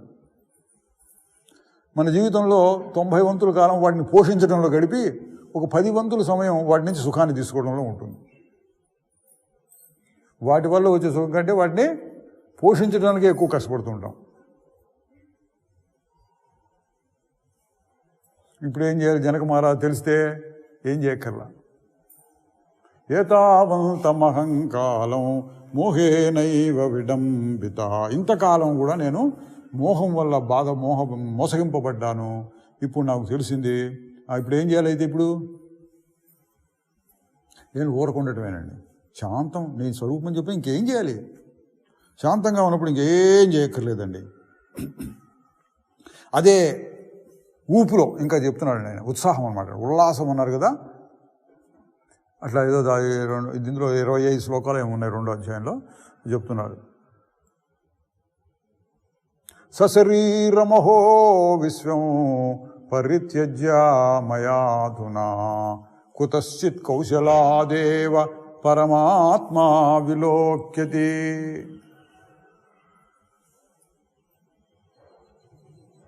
ఆహా, ఏం ఆశ్చర్యం! ఏం చేశాడినా? సశరీరం అహో అహో అని మళ్ళీ వాడాడు. విశ్వం పరిత్యజ్య, విశ్వం మొత్తాన్ని వదిలేశాను. ఎట్లా వదిలేశారండి విశ్వం మొత్తాన్ని? విశ్వం మొత్తాన్ని వదిలేండి. విశ్వం మొత్తాన్ని నువ్వు చక్రవర్తిగా వేరే వాడికి ఎవరన్నా రాసిచ్చేసావా అంతా? ఎట్లా వదిలేవు? అనుకుంటే ఉంటుంది, లేకపోతే లేదండి. అనుకోవచ్చు. ఒక గంట సేపు ఇక్కడ కూర్చోడానికి వచ్చి ఈ హాల్ నాదే అనుకోవచ్చు. ఎందుకు? ఊళ్ళో చాలామంది ఉన్నారు, వాళ్ళు రాలేదు కదా, నేనే వచ్చి ఇక్కడ కూర్చున్నాను. ప్రస్తుతం తాత్కాలిక ఇది నా హాల్, నా మంది అన్నట్టుగా అనుకోవచ్చు. అట్లా కాసేపు కూర్చుని విశ్వం మొత్తం నాదే, అందులో రాజు అనుకోండి, రాజుగారు ఓ భూమి అంతా నాదే, ఇన్ని గ్రామాలు నావి, ఇన్ని పట్టణాలు నావి, ఓ ఇక్కడి నుంచి భూమండలం అనేది చతుస్సాగర పర్యంతం ఈ ఇదంతా నాదే అనుకోవచ్చు. ఈయనేమంటున్నా అంతా వదిలేశాను అంటున్నాండి. ఏం అంత తేలిక ఎట్ట వదులుతుందండి? 3 ముళ్ళేసి కట్టారు కదా, ఎట్టదే వదులుతుంది?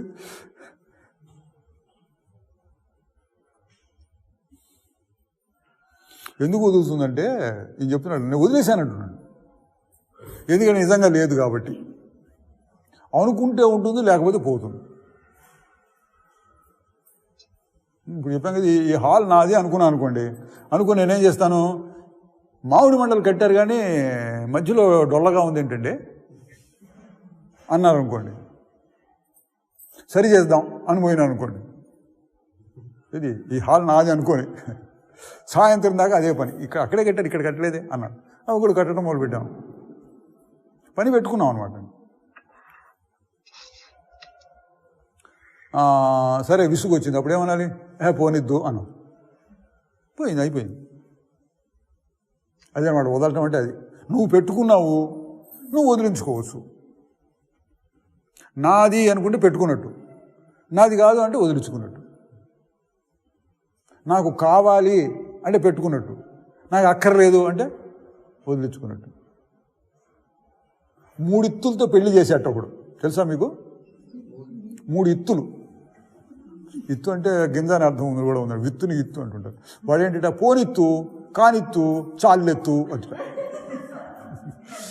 ఏదైనా ఇంకా ఇది కావాలి ఇది కావాలంటే పోని చాలెత్తు అంటాడు. ఏంటి ఇట్లా అయిపోయింది? పోనిత్తు అయిపోయింది. అన్ని సమస్యలకు ఇదే మాట. అట్లా ఈశ్వరుడు సృష్టి మనకి ఏవేవో తెచ్చిపెడుతున్నాడు అనుకోండి, కష్టం వచ్చిందన్నా పోనిద్దు, వచ్చి రానిత్తు అనండి. కష్టం పోయింది, పోనిత్తు.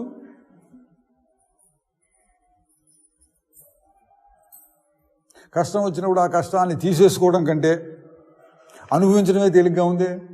రాని అన్నారనుకోండి, ఏం కష్టం లేదు. ఇంకా మనం ఊహించుకున్నటువంటి కష్టాలు, అన్ని కష్టాలకు మూలమంటే శరీరం నేను అని ఊహించుకుని, లేక నాది అని బాగా గట్టిగా అభిమానం పెట్టుకుని తీసేసుకోవడం ఎట్లా ఇది అంత తేలిగ్గా పోయేది కాదండి.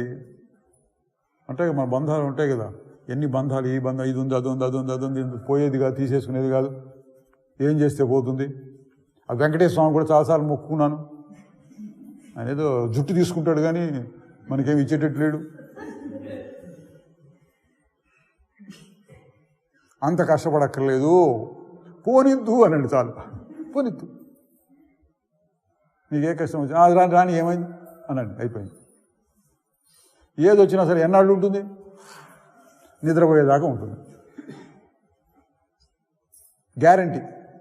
నిద్ర లేచినాక మళ్ళీ వస్తుందేమో, నిద్రపోయినప్పుడు ఏముండదు. ఈ రహస్యం తెలుసుకుంటే మీరు ఏం చేయక్కర్లేదండి. మరి వ్యవహారంలో ఏదైనా చేయాలి కదా అంటే అన్నీ వదిలేసుకున్నాను నేను అన్నాడు. ఎట్లా వదిలేసుకున్నాడు? అభిమానాన్ని వదిలేసుకున్నాడు అని చెప్పాలి. శరీరముతో సహా, ఇది కూడా చాలా ముఖ్యమైన మాట అండి. విశ్వం మొత్తాన్ని నేను వదిలేశానండి. ఎదురుకుండా 4 చెట్లు కనపడుతుంది, ఆ 4 నేను వదిలేశాను. కావాలంటే మీరు తీసుకోండి. పెద్ద త్యాగం.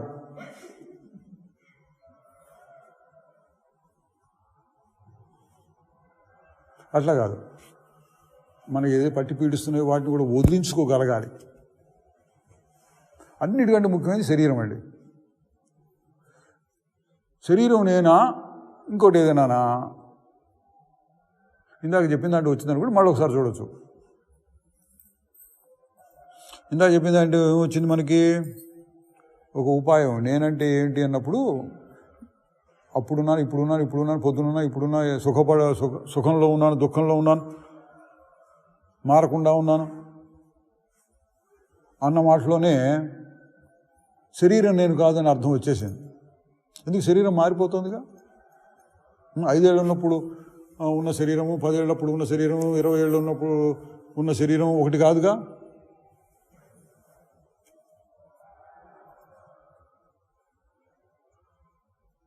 శరీరం మారిపోతుంది.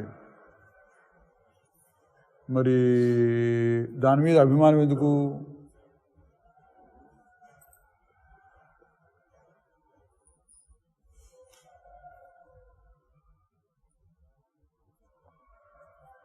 అందుకని వదిలేశాను అన్నాడు. సశరీరమహో విశ్వము పరిత్యజ్య.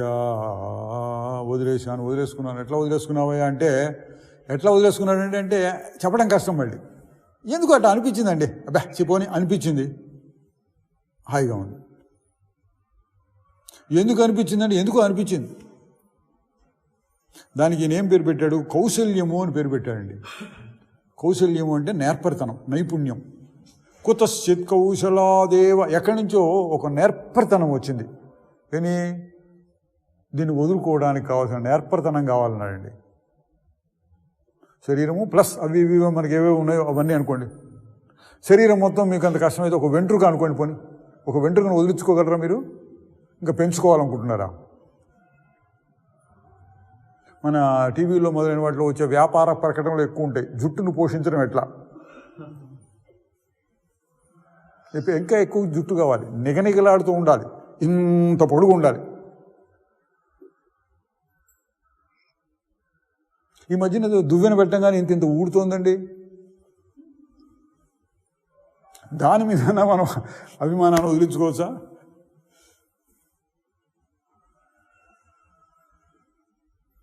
అన్నిటి మీద అభిమానం వదిలించుకోవచ్చు. ఎట్లా? నిద్రపోయినప్పుడు అన్నీ పోతున్నాయిగా. ఎట్లా పోతున్నాయి అంటే తెలియకుండా పోతున్నాయండి. ఆ రహస్యం ఏంటో కనుక్కోవాలి మనం. తెలియకుండా పోతుంది నిద్ర వచ్చినప్పుడు. ఇప్పుడు ఏం చేయాలి? తెలుస్తూ పోగొట్టుకోవాలి. నిద్రపోయినప్పుడు ఏం చేస్తున్నారు? అన్నీ వదులుకుంటున్నారు.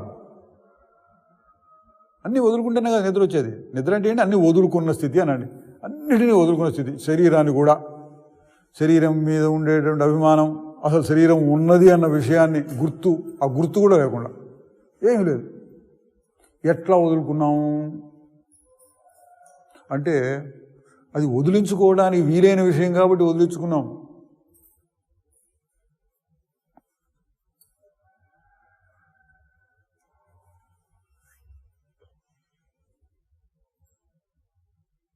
చాలా గట్టిగా ఉంటుందండి అభిమానం, అయినా సరే వదిలిపోతుంది.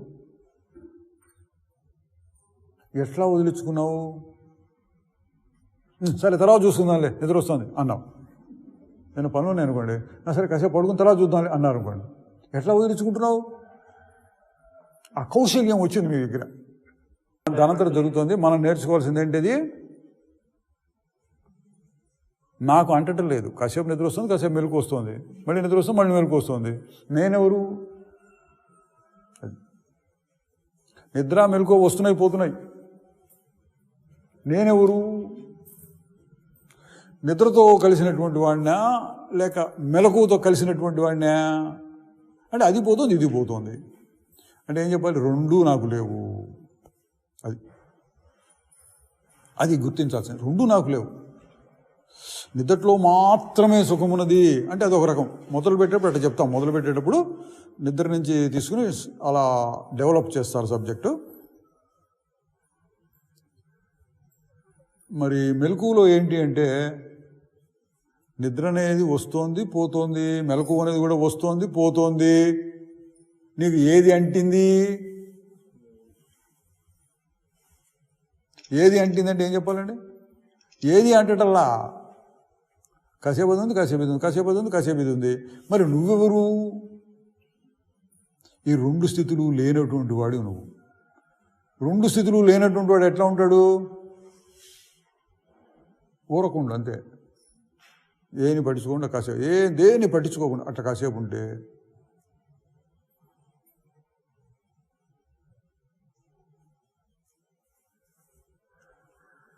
ఏముంటుంది?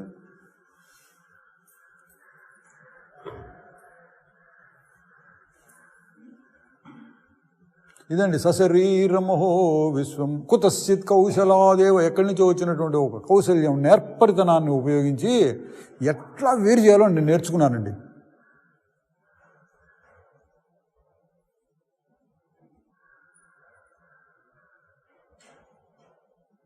అది నేర్చుకోవాలండి.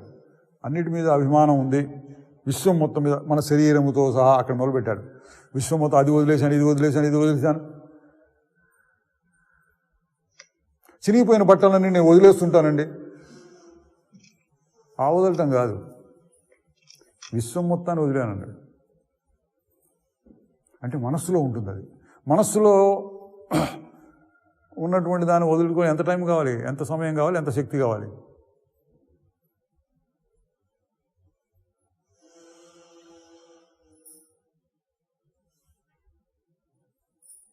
పాము వచ్చి మనని కాటు వేసింది అనుకోండి, విషం ఎక్కింది. దాన్ని వదిలించుకోవడానికి ఏదో ప్రయత్నం కావాలి.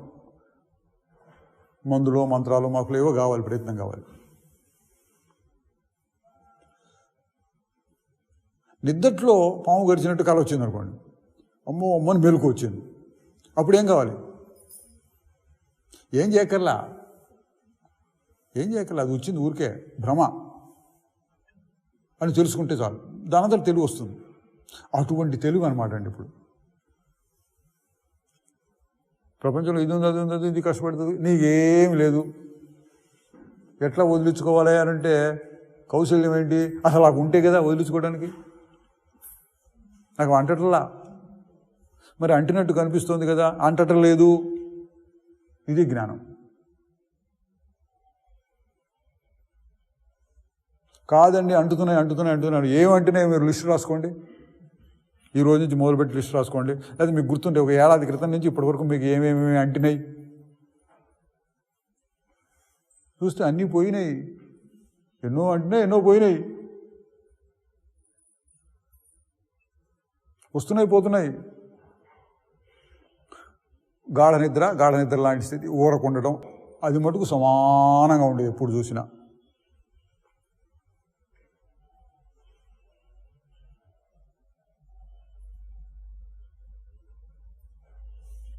ఇక్కడ దీన్ని 2 రకాలుగా అని చెప్తూ ఉంటారు. తన స్వరూపాన్ని గట్టిగా తెలుసుకుంటే దాన్ని వదిలించుకున్నట్టే, దాన్ని నువ్వు వదిలించుకుంటే తన స్వరూపాన్ని తెలుసుకున్నట్టే. దాన్ని వదిలించుకుంటే మిగిలే తన స్వరూపమే. 2 రకాలుగానే చెప్పొచ్చు. దాన్ని వదిలించుకో అని ఒక్కోసారి అట్టా వస్తుంది సందర్భం. వదిలించుకో, అన్నింటిని వదిలించుకో అని చెప్తూ ఉంటారు. నీ స్వరూపాన్ని నువ్వు తెలుసుకో, అసలు నీకేం అంటట్లేదు, అట్లా కూడా చెప్తూ ఉంటారు. మొత్తానికి ఏదైతేనే ఆ నేర్పరితనం రావాలి. జనక మహారాజుకి అట్లా వచ్చింది. ఏదో ఒక నేర్పరితనం చేత ఈ విశ్వం మొత్తాన్ని వదిలించుకోగలుగుతున్నాను శరీరంతో సహా.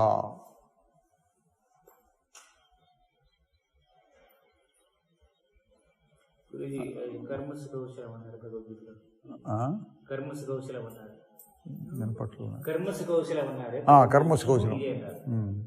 అది కర్మసు కౌశలం. ఏదో విడిపించుకోవడంలో కౌశల్యం, త్యాగంలో కౌశల్యం.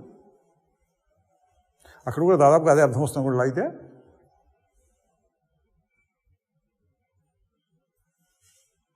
పూర్వం చెప్పేవాళ్ళు, ఇప్పుడు ఎట్లా ఉన్నారు కానీ దొంగల సంగతి. పూర్వం బాగా ఒళ్ళంతా ఆమోదం రాసుకొని వచ్చేవాళ్ళట దొంగతనాలు చేయడానికి. అదేంటి పట్టుకున్నా వాడు జారిపోతాడు అన్నమాట. అంటది వాడిని ఎవడు పట్టుకోలేడు గట్టిగా. అదే అన్నమాట కౌశల్యం, వాడి కౌశల్యం అది. అట్లా నీ కౌశల్యం ఏంటి? అసలు నిజంగా ఏది అంటది కాబట్టి అంటడం లేదని గుర్తించాలి. అంతే, ఇక్కడ గుర్తించాలి. ఏం అంటట్లేదు నాకు. మీకు పుట్టినప్పటి నుంచి ఇప్పటిదాకా ఎన్ని సుఖాలు వచ్చి ఉంటాయి, మంచి సుఖాలు. ఎన్ని కష్టాలు వచ్చి ఉంటాయి, వేలు వచ్చి ఉంటాయండి. ఎన్ని గుర్తున్నాయి, 10, 20 గుర్తుండే. ఆ రోజు అట్లయింది, ఈ రోజు ఇట్లయింది, ఈ రోజు ఎట్లయింది అని కొన్ని సుఖాలు కొన్ని దుఃఖాలు గుర్తుంటాయి. 10, 20, 50 అనుకోండి. వారెవరు తమ జీవిత కథ, ఆత్మచరిత్ర, ఆత్మకథ ఇట్లా రాస్తుంటారు కదా పెద్దవాళ్ళు. నేను కూడా రాద్దాం చూస్తే నాకేం గుర్తురాదే.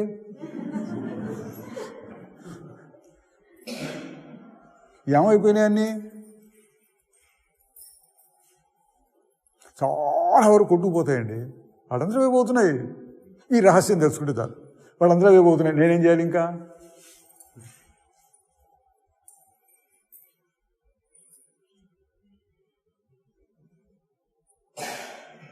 ఇప్పుడు ఏం చేయాలంటే నువ్వు నాటకం చూడాలి.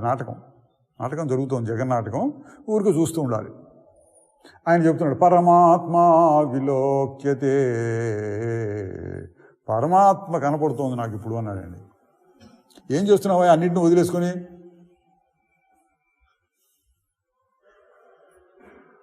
మీరు ఏం చేస్తూ ఉంటారో అడుగుతుంటారు కొంతమంది. అవతల వాడు చమత్కారంగా సమాధానం కొన్ని జిల్లాల్లో చెప్తాడండి, పెద్ద గుర్రం పళ్ళు దొంగుతున్నాను అంటాడు. అదొక సామెత ఉంది.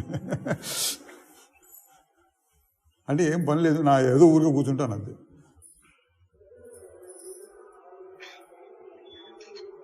ఈయనేం చేస్తున్నట్ట? పరమాత్మ విలోక్యతే, పరమాత్మను చూస్తున్నాను.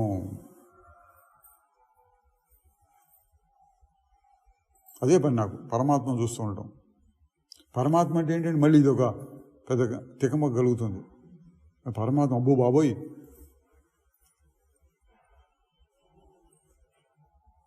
పరమాత్మ వచ్చి నిజంగా తింటం మొదలు పెడితే మనకేమైనా మిగులుతుందా నైవేద్యం?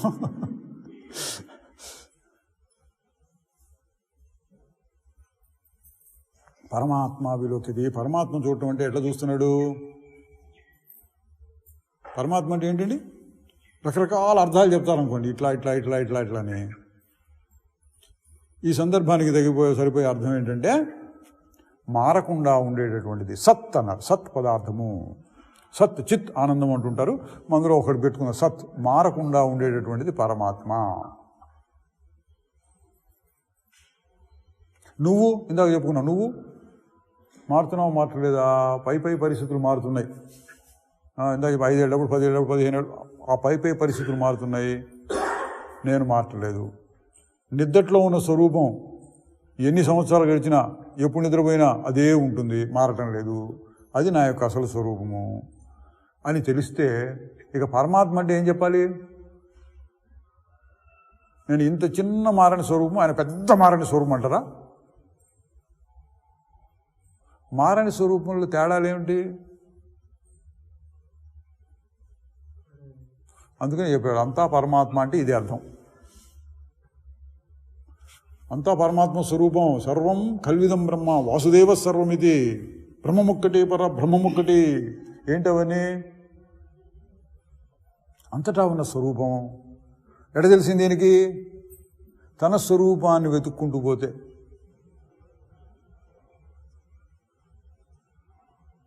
ఇక్కడ ఉన్నదే అక్కడ ఉన్నది, అక్కడ ఇక్కడ అంతా ఒకటే. ఏది ఏదని వెతకి, ఇది ఏ అది అని చూచి, తుది మొదలు లేని బోధ ఎదలోన నిండిపోవ, నిశ్శబ్దమే భజన. ఆ పరమాత్మను భజించే పద్ధతి ఏంటంటే నిశ్శబ్దం, ఊరుకుండడం, నిశ్శబ్దం. అట్లా ఊరక ఉంటే దేని చూస్తున్నట్టు? ఇందా మనం చాలాసార్లు చెప్పుకున్నాం, ఊరక ఉండడం, దాన్ని చూస్తున్నాను, ఊరక చూస్తున్నాను, సముద్రం దగ్గరికి ఊరక చూస్తున్నాను అన్నట్లుగా ఊరక చూడటం అనే దాన్ని ఇంకొక రకంగా చెబితే పరమాత్మను చూస్తున్నట్లు. ఎందుకంటే పరమాత్మ మారని స్వరూపం. అటువంటి మారని స్వరూపాన్ని నువ్వు చూస్తున్నట్టు. కాదండి నేను ఒక పటం పెట్టుకుని, రాముడు కృష్ణుడు వెంకటేశ్వర స్వామి ఇట్లాంటి పటం పెట్టుకొని దాన్ని చూస్తున్నాను అంటే అది ఒక రకమైన దేవుడు అని అనుకుంటున్నావు. మంచిది, అనుకుంటాను, అనుకునేవాళ్ళని అనుకోనండి. అసలు ఏంటి పరమాత్మ అంటే అని ప్రశ్నించే వాళ్ళకి పరమాత్మ అంటే ఏం చెప్పాలి? కృష్ణులాగా ఉంటాడా, రాముడిలాగా ఉంటాడా, విష్ణుమూర్తిలాగా ఉంటాడా, శివుడిలాగా ఉంటాడు? ఎట్లా ఉంటాడు దేవుడు అంటే? సృష్టికి పూర్వం కూడా ఏ దేవుడు ఉంటాడు అట్లా ఉంటాడు. సృష్టికి పూర్వం ఉండే దేవుడు ఎట్లా ఉంటాడు?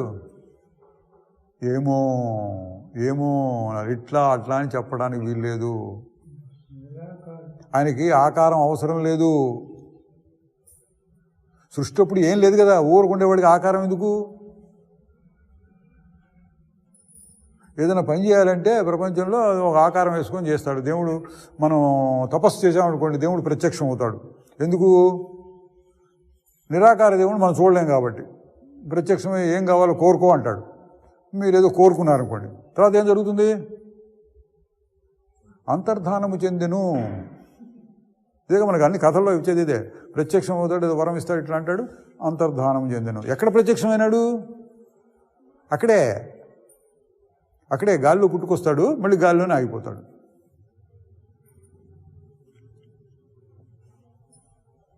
యోగ వాసిష్టంలో దీన్ని మంచి ఉదాహరణ చెప్తాడు. ఆకాశమునందు పుట్టిన అల ఆకాశంలోనే అణిగిపోయినట్టు అంటాడు.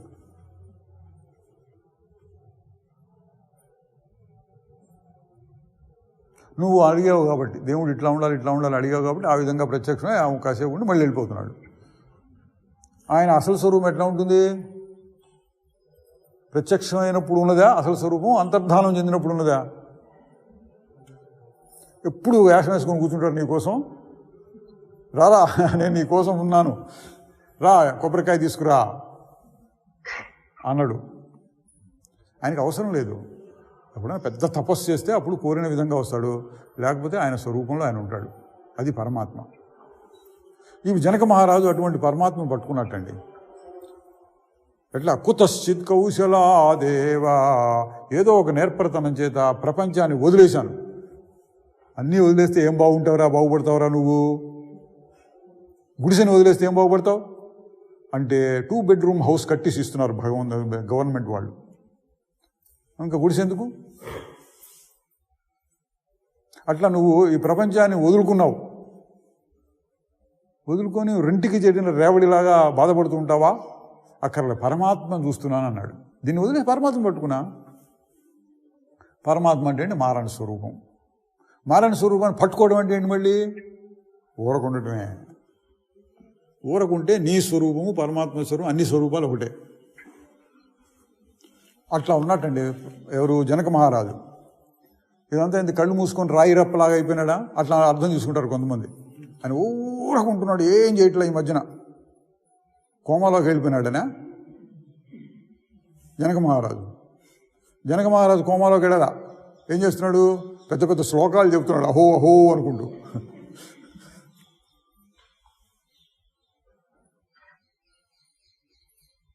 మరి ఏం లేకుండా ఉంది అంటే, నేను మారిపోతున్నాను, నాకు ఏదో అవుతుంది అనేటువంటి భయం లేకుండా ఉంటున్నాడు. భయం లేదు, ఇంకా ఏది వచ్చినా సరే నాకేం భయం లేదు.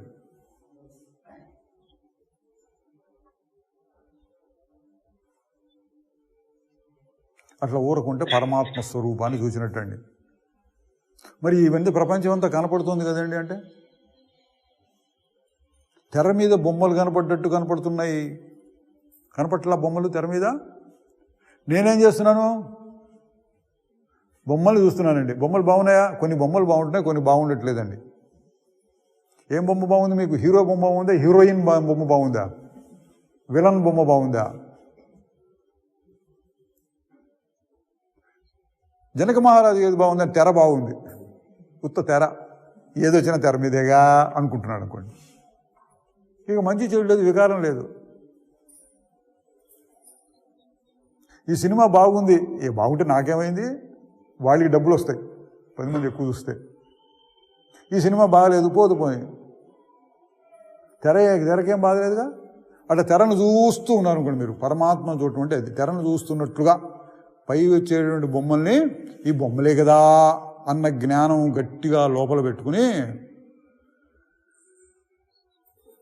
అంటే నాకేదో అయిపోతుంది అనేటువంటి భ్రమ లేకుండా బొమ్మలు వస్తూనే పోతున్నాయి అన్న దృష్టితో ప్రపంచాన్ని చూచారనుకోండి, అప్పుడు పరమాత్మను చూస్తున్నట్లు. పరమాత్మ ఏం చేస్తూ ఉంటాడండి అంటే, ఏం చేస్తుంటాడండి? పెద్ద గుర్రం పడుదోముతుంటాడా? పరమాత్మ ఏం చేస్తే ఇదే ఆయన చేసే పని. సృష్టి చేస్తూ ఉంటాడట, సృష్టి స్థితి లయములు. ఏం సృష్టి చేస్తూ ఉంటాడు? ఆయనకేం తోచదా అంటే తోచకో మరి తోచకో ఊరగా చేస్తూ ఉంటాడు. ఇక్కడికి వచ్చి ఒక్కొక్కటి ఇట్లా పట్టుకొని అది చేసి ఇది చేసి అక్కడ ఒక గింజ పెట్టి పైన మట్టి పోసి నీళ్లు పోసి అవి మనం చేస్తూ ఉంటాం. పరమాత్మ అవన్నీ చేస్తాడండి. ఇప్పుడు ఊరకు చూస్తుంటే అన్నీ జరుగుతూ ఉంటాయి. ఒక్కడే నటుడాట, పెక్కు వేషమూలాట, చక్కగా నటించి సరసాము చూపునట, ఎంత అద్భుతమీ నాటకం. డైరెక్టర్ అన్నమాట. ఎంత చతురుడో సూత్రధారి. సూత్రధారి అంటే పూర్వం నాటకాల సూత్రధారి, ఇప్పుడు సినిమాలో డైరెక్టర్ లాంటి వాడు. అద్భుతంగా చేస్తున్నాడు అన్నీ. ఏం లేదు అక్కడ తెర మీద బొమ్మలు అవన్నీ. తరగని మారని వస్తువున తెరపై బొమ్మలు జగమన్నా. తెరపై జొంగటి ప్రపంచం అంటే తెరపై బొమ్మలు జగమన్నా, ఇది తెలిసిన మౌనము కన్నా ఇక కర్తవ్యము లేదన్నా. ఏం చేయాలి మనం? జనక మహారాజు అలాగా ఉండాలి. జనక మహారాజు ఏం చేస్తున్నాడు? చూసాం కదా, ఏం చేస్తున్నాడు?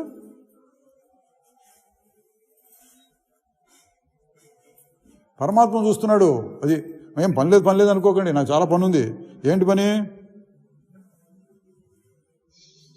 పరమాత్మను చూసే పని. చిన్న పని అది, పరమాత్మను చూడటం. ఎంత పెద్దగా ఉంటాడు, ఇట్లా కింద నుంచి ఎత్తి మెడ పట్టుకుపోయేటట్టు ఉంటుంది పరమాత్మ స్వరూపం. విశ్వరూప సందర్శనాన్ని చూస్తే భయపడతారు. ఎట్లా ఉంటుంది పరమాత్మ స్వరూపం? జనక మహారాజును చూసినట్టు చూడాలి. అర్జునుడు చూశాడు, విశ్వరూపాన్ని చూపించమని చూసి భయపడ్డాడు. మనం పరమాత్మ స్వరూపం చూస్తే భయపడకూడదు. జనక మహారాజు భయపడలేదు కదా, మనం కూడా అంతే. ఏంటి అంటే ఇదంతా ఏది కనపడుతుందో అంతా పరమాత్మ స్వరూపమే. ఎట్లా చూడాలి దీన్ని? ఒక పద్ధతిలో చూడాలి, కౌశల్యంతో చూడాలి. ఏంటి ఆ కౌశల్యం? రాగద్వేషములు లేకుండా. రాగద్వేషములు లేకుండా అటు చూస్తుంటే పరమాత్మను చూస్తున్నట్టండి. మంచిలో చేయలేదు, ఊరికి చూస్తున్నాం. సినిమా చూస్తున్నట్టు, నాటకం చూస్తున్నట్టు, మంచిలో చేయలేదు. ఎందుకు? ఎవడో తయారు చేస్తున్నాడు, నాదేం లేదు, నేనేం చేయలేను, జరుగుతోంది. ఎందుకు చూస్తున్నావంటే కాలక్షేపం కోసం. చూడమాకంటే సరే కళ్ళు మూసుకుంటా, ఏం చూడకుండా కూడా ఉండొచ్చు నిద్రలోలాగా.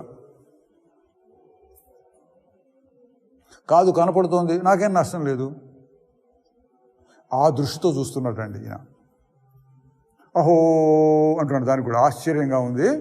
సశరీరమహో విశ్వం, ఈ శరీరముతో సహా ఈ విశ్వం మొత్తాన్ని ఏదో ఒక నేర్పరితనం చేత వదిలేసి పరమాత్మని చూస్తూ ఉన్నాను.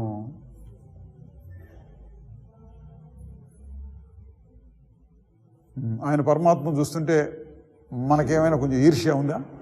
ఈర్ష్యాసూయ. జనక మహారాజు పరమాత్మను చూస్తుంటే ఆయన ఒక్కడే చూడాలా, మనం చూడకూడదా? చూడొచ్చు. ఇక్కడ పోటీ లేదండి, ఎంతమందినా చూడొచ్చు. సినిమా హాల్లో ఏదో 100 మంది 200 మంది కూర్చుంటారు అనుకోండి, టికెట్లు దొరకపోయి కొట్టుకుంటుంటారు కొంతమంది. మొదటి రోజునే మొదటి టికెట్లు కొనాలని ఉంటారు అనుకోండి, వాడు బాధపడుతుంటారు. ఈ జనక మహారాజు చూసే సినిమాకి పోటీ లేదు, మనం కూడా చూడొచ్చు, ఎంతమంది అయినా చూడొచ్చు. దొరుకుతుందా అంటే దొరుకుతుంది. ఎవరికైనా దొరుకుతుందా? ఎవరికైనా దొరుకుతుందండి. ఎందుకు? అంతటా అదే స్వరూపం. పరమాత్మ అనండి, ఆత్మ అనండి, నేను అనండి, ఏం చెప్పినా అందరి యొక్క అంతరాంతరముల్లో ఉన్నటువంటి స్వరూపం అది.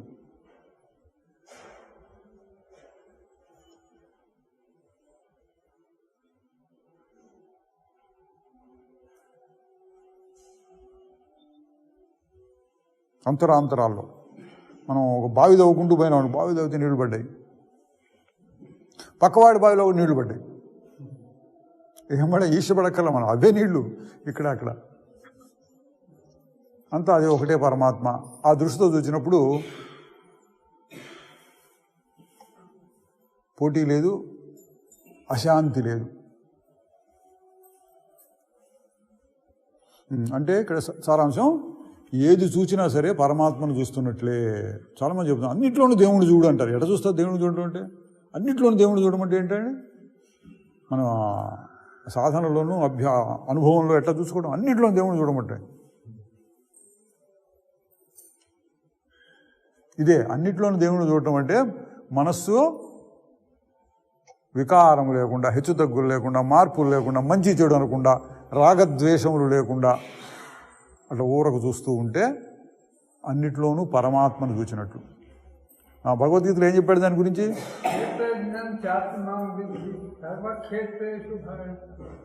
సమదృష్టి అని చెప్పాడండి భగవద్గీతలో. దేవుడు చూడు అనడానికి భగవద్గీతలో చాలా చోట్ల వచ్చిన మాట ఏంటి? సమదృష్టి. లాభాలాభములు, జయాజయములు, మానవమానములు సమదృష్టి. శత్రుమిత్రులు ఎందు, సాధు పాపుల యందు సమదృష్టి, శీతోష్ణములు యందు, సుఖదుఖములు యందు సమదృష్టి. చాలాసార్లు వచ్చింది సమత్వం, సమదృష్టి అనేది. తుల్య అని కూడా, తుల్య అనే మాట కూడా కొన్ని చోట్ల వచ్చింది. తుల్య సమ రెండు ఒకటే. తుల్య నిందాస్తుతి.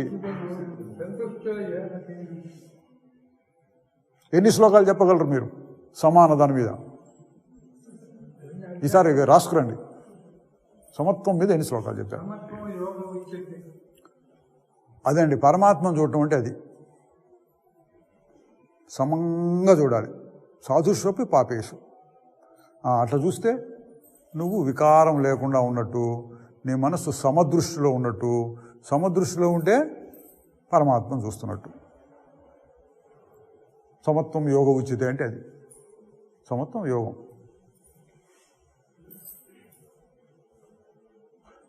ఇప్పుడు జనక మహారాజు అదే విషయాన్ని ఇంకో రకంగా పరమాత్మా విలోక్యతే, నేను పరమాత్మను చూస్తున్నాను.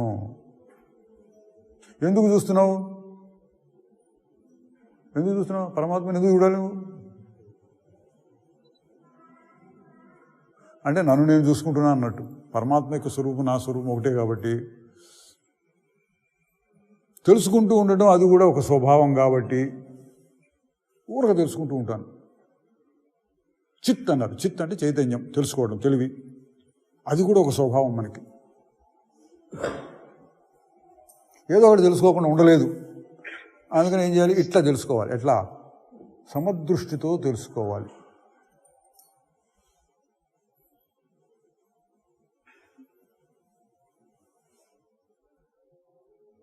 తెలుసుకుంటూ ఉంటే నువ్వు పరమాత్మను చూస్తున్నట్టే. అంటే రకరకాలుగా చెప్పారండి. పరమాత్మను చూడటం అదే కొత్త విషయం అనుకోదు. పరమాత్మను చూడటం అన్నా, ఆత్మను చూసుకున్న, సమదృష్టి అన్నా, వికారం లేకుండా ఉండడం అన్నా, శాంతంగా ఉండడం, అన్నిటికీ ఒకటే అర్థం వస్తుంది. ఇదేదో కొత్తది మళ్ళీ దీన్ని అర్థం చేసుకోవాలనుకోవద్దు. ఏదో ఒకటి అర్థమైనా అన్నీ అర్థమైనట్టే. ఇదంతా ఎందుకు వల్ల వచ్చింది అంటున్నాడు. అహో ఆశ్చర్యం, కౌశల్యం అన్నాడు. ఎక్కడి నుంచి వచ్చిందని ఏమో అన్నాడు. వాడు కొత్త స్థితి అంటే ఎక్కడి నుంచో వచ్చింది ఏర్పడతాను. కళ వచ్చింది అనుకోండి, కళ్ళలో సుఖ దుఃఖాలు వచ్చినాయి, బాగా బాధపడుతున్నట్టు. కళ్ళ నుంచి మెలకు వచ్చింది. ఎట్లా మెలకు వచ్చిందంటే ఏమిటో ఎక్కడి నుంచో మెలకు వచ్చింది. ఎందుకో మెలకు వచ్చింది. అట్లా జనక మహారాజు ఎందుకో వచ్చింది ఆ కౌశల్యం. ఎట్లాగో వచ్చింది కాదు. నేను చాలా కష్టపడి కౌశల్యాన్ని సంపాదించాను అట్లా కాదు. మళ్ళీ ఎందుకో వచ్చింది.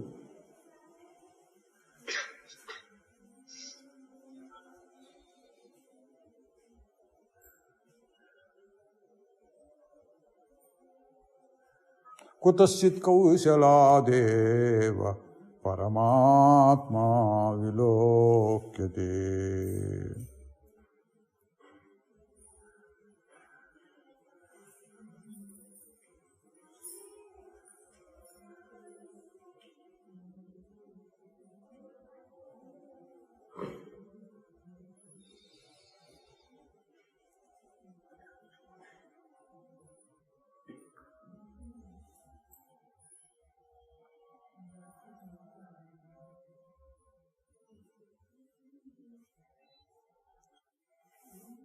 సారాంశం ఏంటి?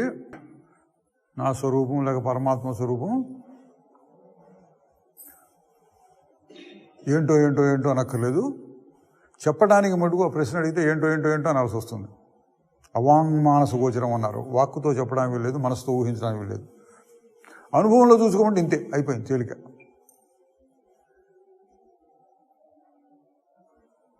మామిడి పండు రుచి ఎట్లా ఉంటుంది అన్నారు అనుకోండి.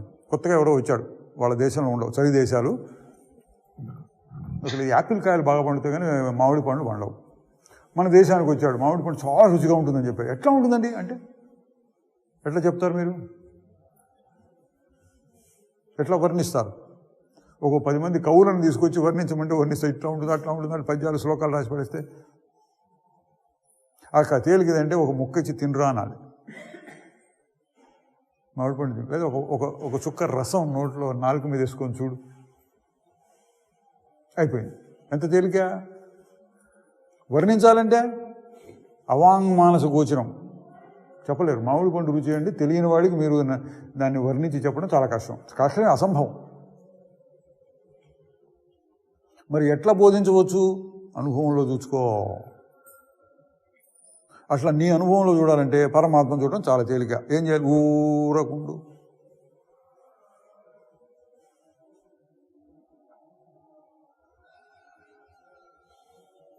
పిలిస్తే పలికే దైవము అంటుంటారు, అప్పుడప్పుడు ఆ మాట వాడుతుంటారు లోకంలో.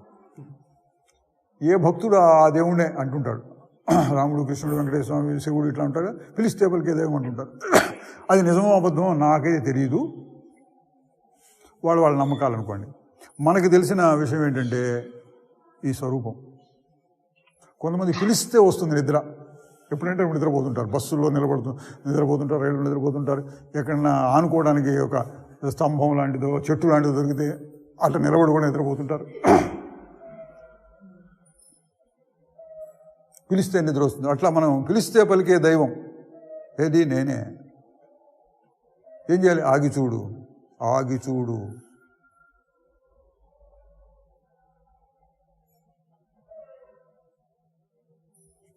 అలసి సొలసి నా మనసు ఆ గుట్టలో సుఖము తెలిసి ఘనమైన విశ్రాంతి తన యందే పొందేటి నిశ్శబ్దమే భజన.